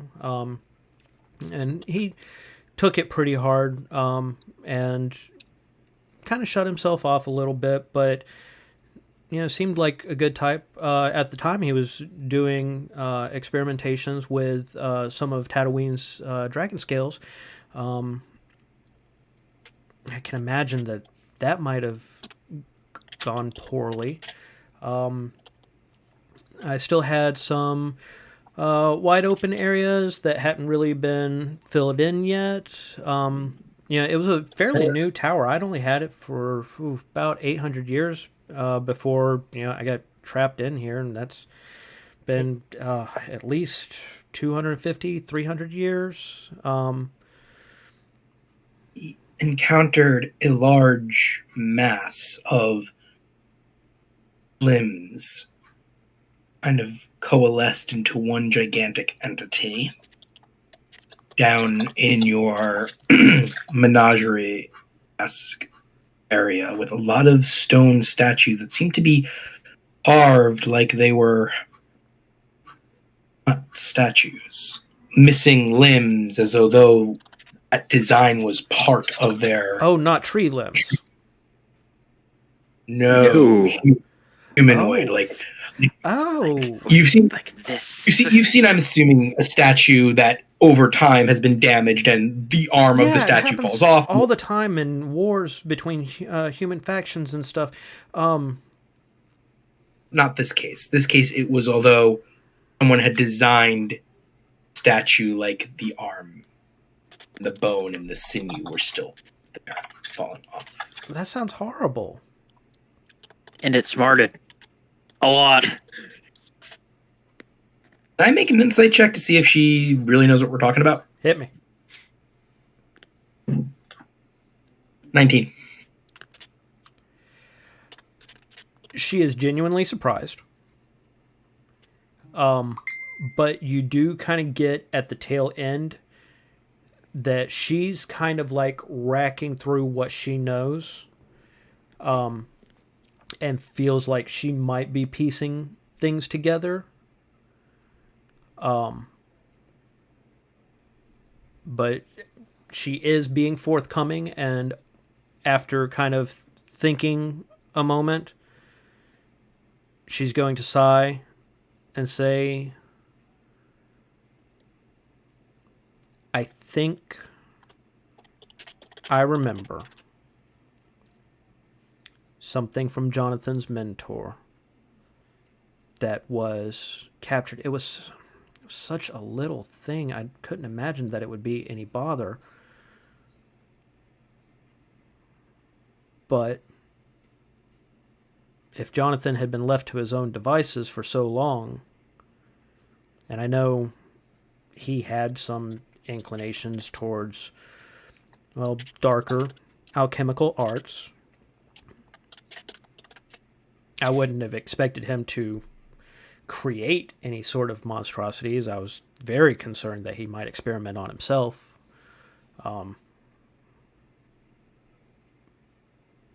Maybe But he I did. guess Let's not rule solitude- that out yet. Oh? Surely he's See, we passed don't- by now.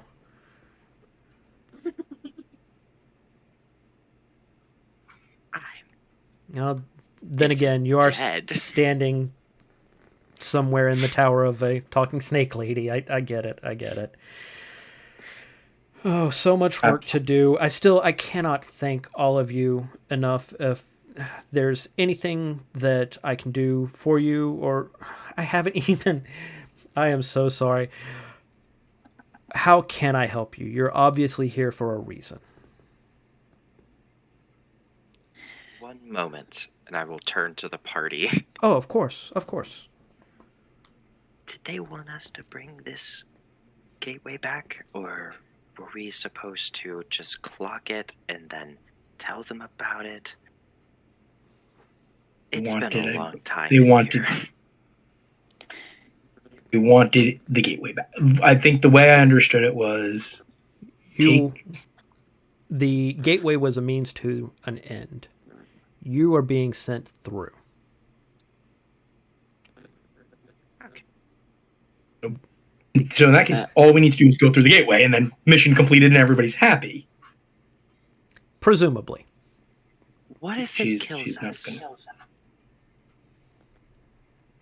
Hear me out here. They sent us here knowing that this place was rumored to be deadly, and that there was a high chance that we were to die. The people who were meant to bring us back, I'm assuming, are gone, because it's well after. It's pretty dark at this point. Yeah, I saw the ship sail away when we were climbing up the stairs. That's what I didn't want to tell you. Fair. So they don't expect us to come back unless they know more about this gateway than we do, and they think that we're just gonna right back to where they were with information galore about this place. Why don't we just what? go through the gateway? Hang on a second. You saw the boat leaving. You didn't tell us? Pray tell, if I told you, oh, there's the boat leaving, how do you propose we were going to get to the boat? Would it have improved your mood or your decision making in the moment? Probably would have went down the stairs at that point, to be honest. I charge a little zap, and I give him a little zap on the thigh. I'd just like to know things. Fair. Oh, look. Let's be realistic. If they want to know anything about the gateway at all, you're going to need to come out the other side, and they're going to need to find us. It's not like they have tracking. If we connect these people to this gateway, and this individual we're dealing with seems fairly safe outside of the normal wizard shit. What exactly is going to happen to her when these people have access to her tower and her equipment? Well, that depends on if they can even get here. Here meaning the room, not So- here meaning the tower itself. Let me go ahead and interject above the table. Your mission was to find the gateway. Because you go through the gateway to the second half of your mission, you are looking for something. We never defined it, just said there's a MacGuffin, it's through the gateway.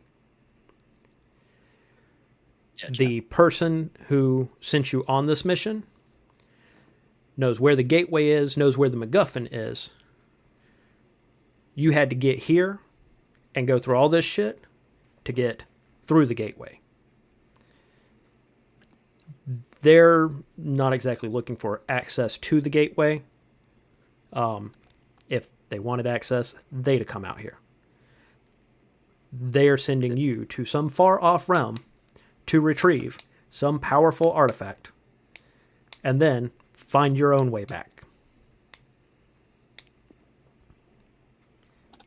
I will turn Okay. back to our Naga friend.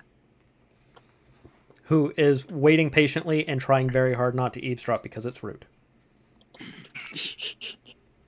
So, without getting into the gritty details of what we were sent here for, do you know what's through that at all? Do you know what could be on the other side of it? Yes and no. I know what was on the other side of it about 2,000 years ago.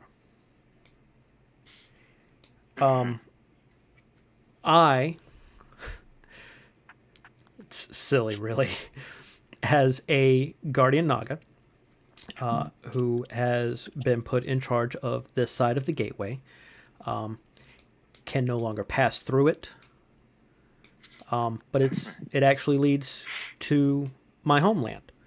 And my twin sister guards the other side. Now, the understanding is that if somebody passes through, that one of two things has happened. Either they have fought their way through, unlikely, she says with a grin, or they have been allowed to pass through for a good cause. It seems that you are here specifically for the gateway and not for anything else in the tower. Is that what I'm gathering? Yes Yeah. and no. Okay. No. We don't want anything Well, we need else. we need what's inside the gateway.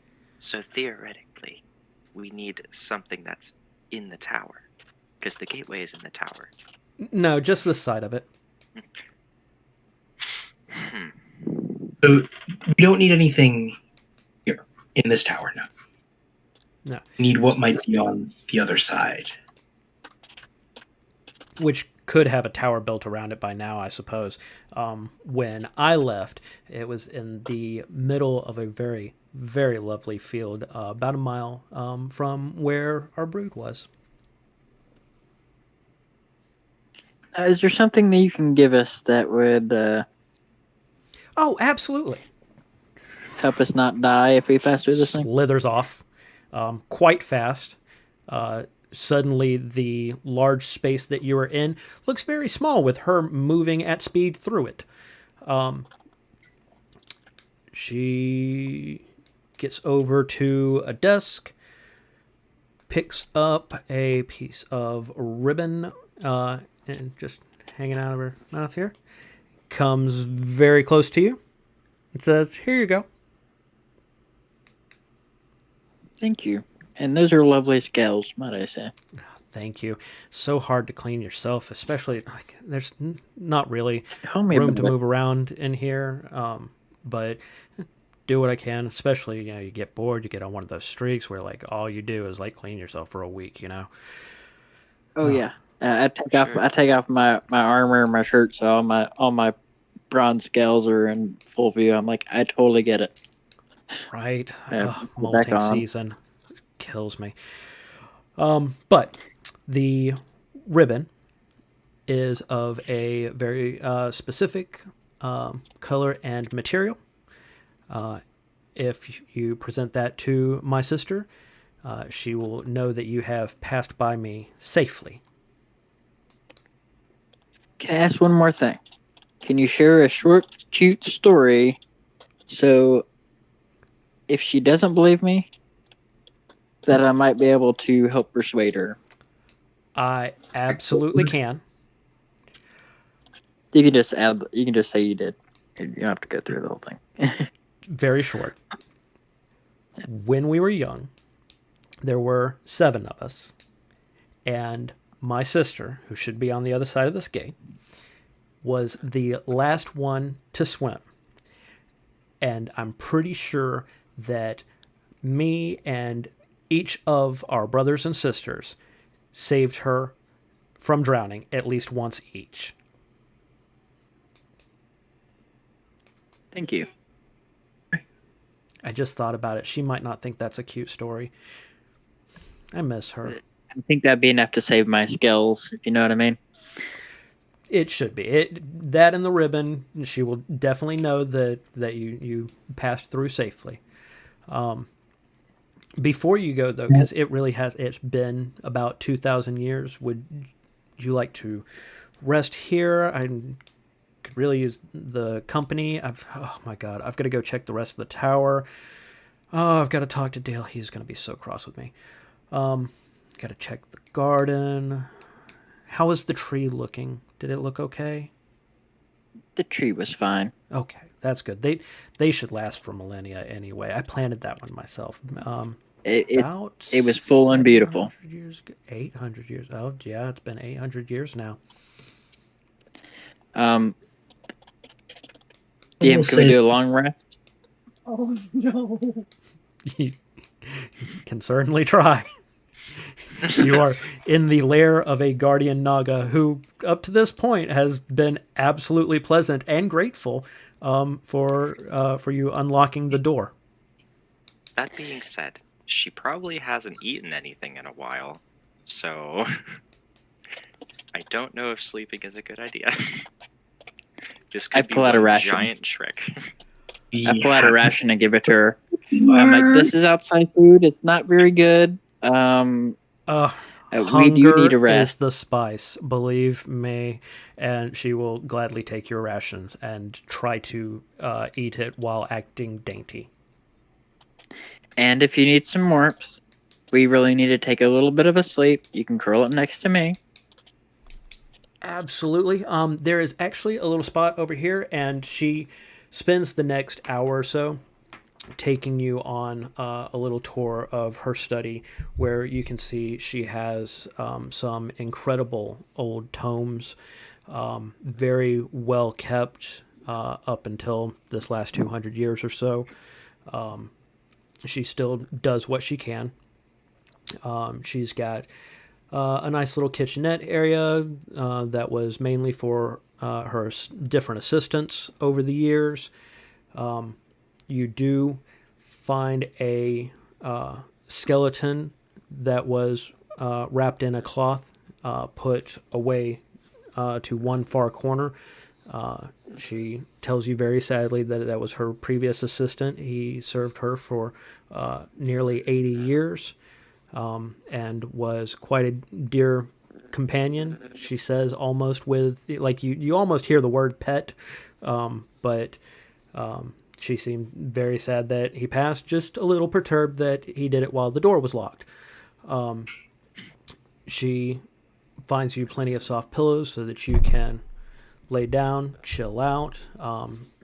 She does, as y'all are getting ready to get some rest, excuse herself, double check to make sure that the door is blocked open. It's got a little wedge underneath the thing, right? And goes to check on the rest of her tower. Anybody that's trying to take a watch or just having a hard time getting to sleep might hear her come back in an hour or two later, obviously distraught over the state of affairs. Might hear Dale's voice trying to comfort her and like accept her apologies kind of from the doorways, like no, it's okay. I understand these things happen. We need to put something in place so it doesn't happen again. Let me go and handle this and this and this, and we'll get me where I need to go. Let's just make sure all of your things are handled first, and then we can get Tatooine turned. But I'll see you in a little bit. Go ahead and get some rest. I'm glad those boys made it. And you kind of hear him stomp back up the stairs. Not angrily stomp, but he's a fucking walking tree. He doesn't step lightly. Everybody gets their long rest. Yes. In the morning, you can see that there are some nuts and berries that have been collected. She tells you that Dale helped her get these, that she felt, so bad about everything she's put him through and everything that y'all had to go through and all the people that have apparently died trying to get here. Her tone has definitely changed. She's a lot more somber this morning, pretty upset about everything that's happened and all the work that she has ahead of her. But she does bring you to a small cove in the study where inside of maybe a 5x5 space there is a stone archway. On the other side of it is just a window. Don't see any shimmer, any magic to it. Leon has woken up and is feeling better and says, nope, that's definitely the gateway we're looking for. And Lady Asper, thanks you all again so much for your help here. And I cannot tell you how much it really means to me. And if you can find me again, hopefully I'll have everything a little bit more put together and be able to welcome you as guests and friends. And ushers you to the gateway. You have that ribbon? Yep. Have the ribbon. Lady Asper, thank you very much, and absolutely. I'll find someone to send you a message. Hopefully, you'll get it, and then I will most definitely come back and visit you. Thank you so much. I look forward to seeing all of you again. Thank you so much. Thank you for your kindness. Yes, and sorry about yesterday. I was a bit Oh no, please. angry. My Perturbed. apologies for all of this. I'm truly sorry. It's not your fault. And before we go through the gateway, he's just gonna do prestidigitation on her to like clean all of her scales You see to her make her kind of, look all nice and wriggle sparkly. and stand. Ugh. Oh, I haven't felt that in forever. Yeah, no, she hadn't felt that in forever. I had to check the stat block, make sure she didn't have prestidigitation. But yeah, no, she gleams a little and smiles. That was a nice little pick me up. And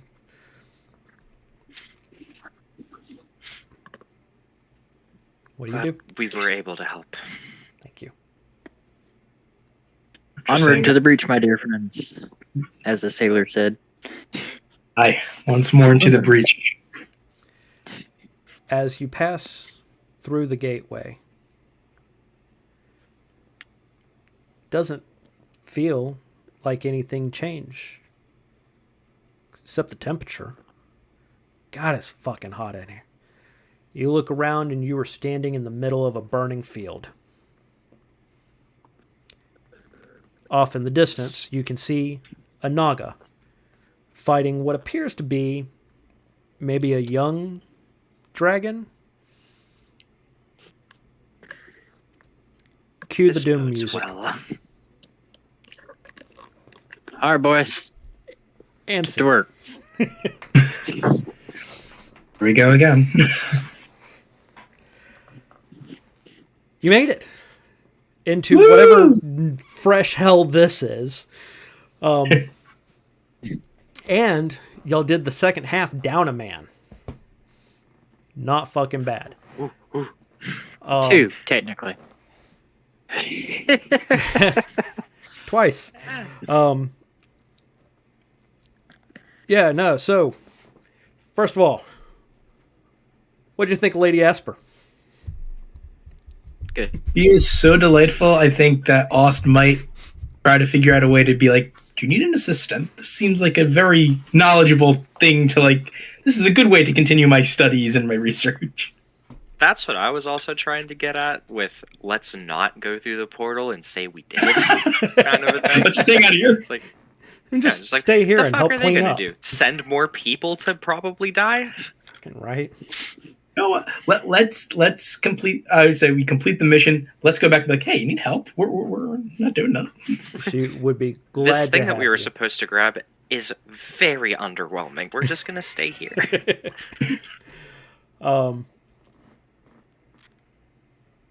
Y'all had another big combat. Properly horrifying, I hope. It was fun. It was fun being on this side of the table for once. And my one dumb riddle. Just gotta go up for a little ways. Come back down. You'll be all right. We danced around it for like an hour. Like, go down. Let's go up. There's a convergence. backwards. There's a convergence when you're on the spot like that. Your IQ drops to at least half. Oh yeah. And then it gets worse when you're trying to like figure ways out how to like get around your stat blocks, so you're not like shortchanging people. I was fully prepared to just walk up those stairs for like another 10-15 minutes if that Arcana check didn't work. It's like, all right, we're going up the stairs backwards for however long this is going to take. Character's average intelligence. This is all beyond him. He just sees things. I have a +1. And then with my Eventually, like, I kept trying to come up with backup plans. Like, what happens if they just never fucking turn around? The best I could come up with was if absolutely all else fails, Dale comes looking for you.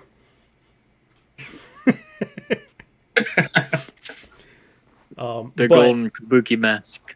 Yeah, like I wasn't gonna pull that one until y'all tried to take a long rest on the stairs. which I totally saw coming. Like I was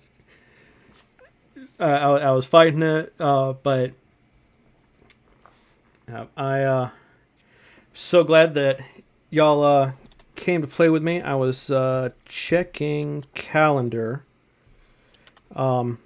So next week we have the main campaign, Denizens, back in this time slot. The week after that, George is going to be running Glitter Hearts, which I understand is powered by the Apocalypse.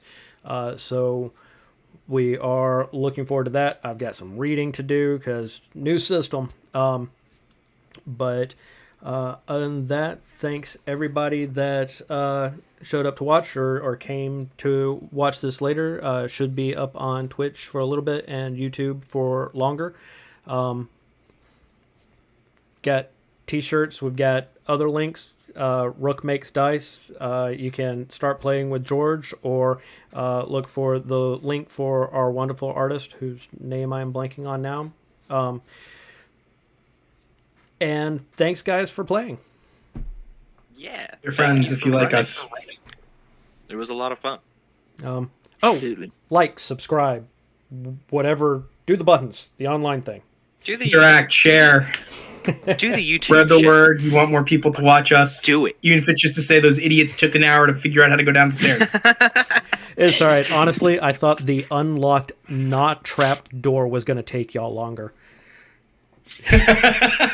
Oh, at that point, Sek was done. He was going through that door, no matter what.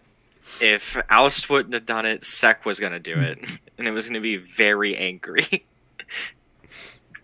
I love it. Once I got the Cusco door, I'm like, you know what? At this point, yeah, blow me up. It's worth it. It was the last one. I'm like, we're so close. And I'm sitting here, like, trying to gear up mentally for that character shift. Because everything in the previous room was so dark. And just to have her just be bubbly. I love it. But anyway, had a blast. We're going to cut it here. Night, everybody. Night. Bye.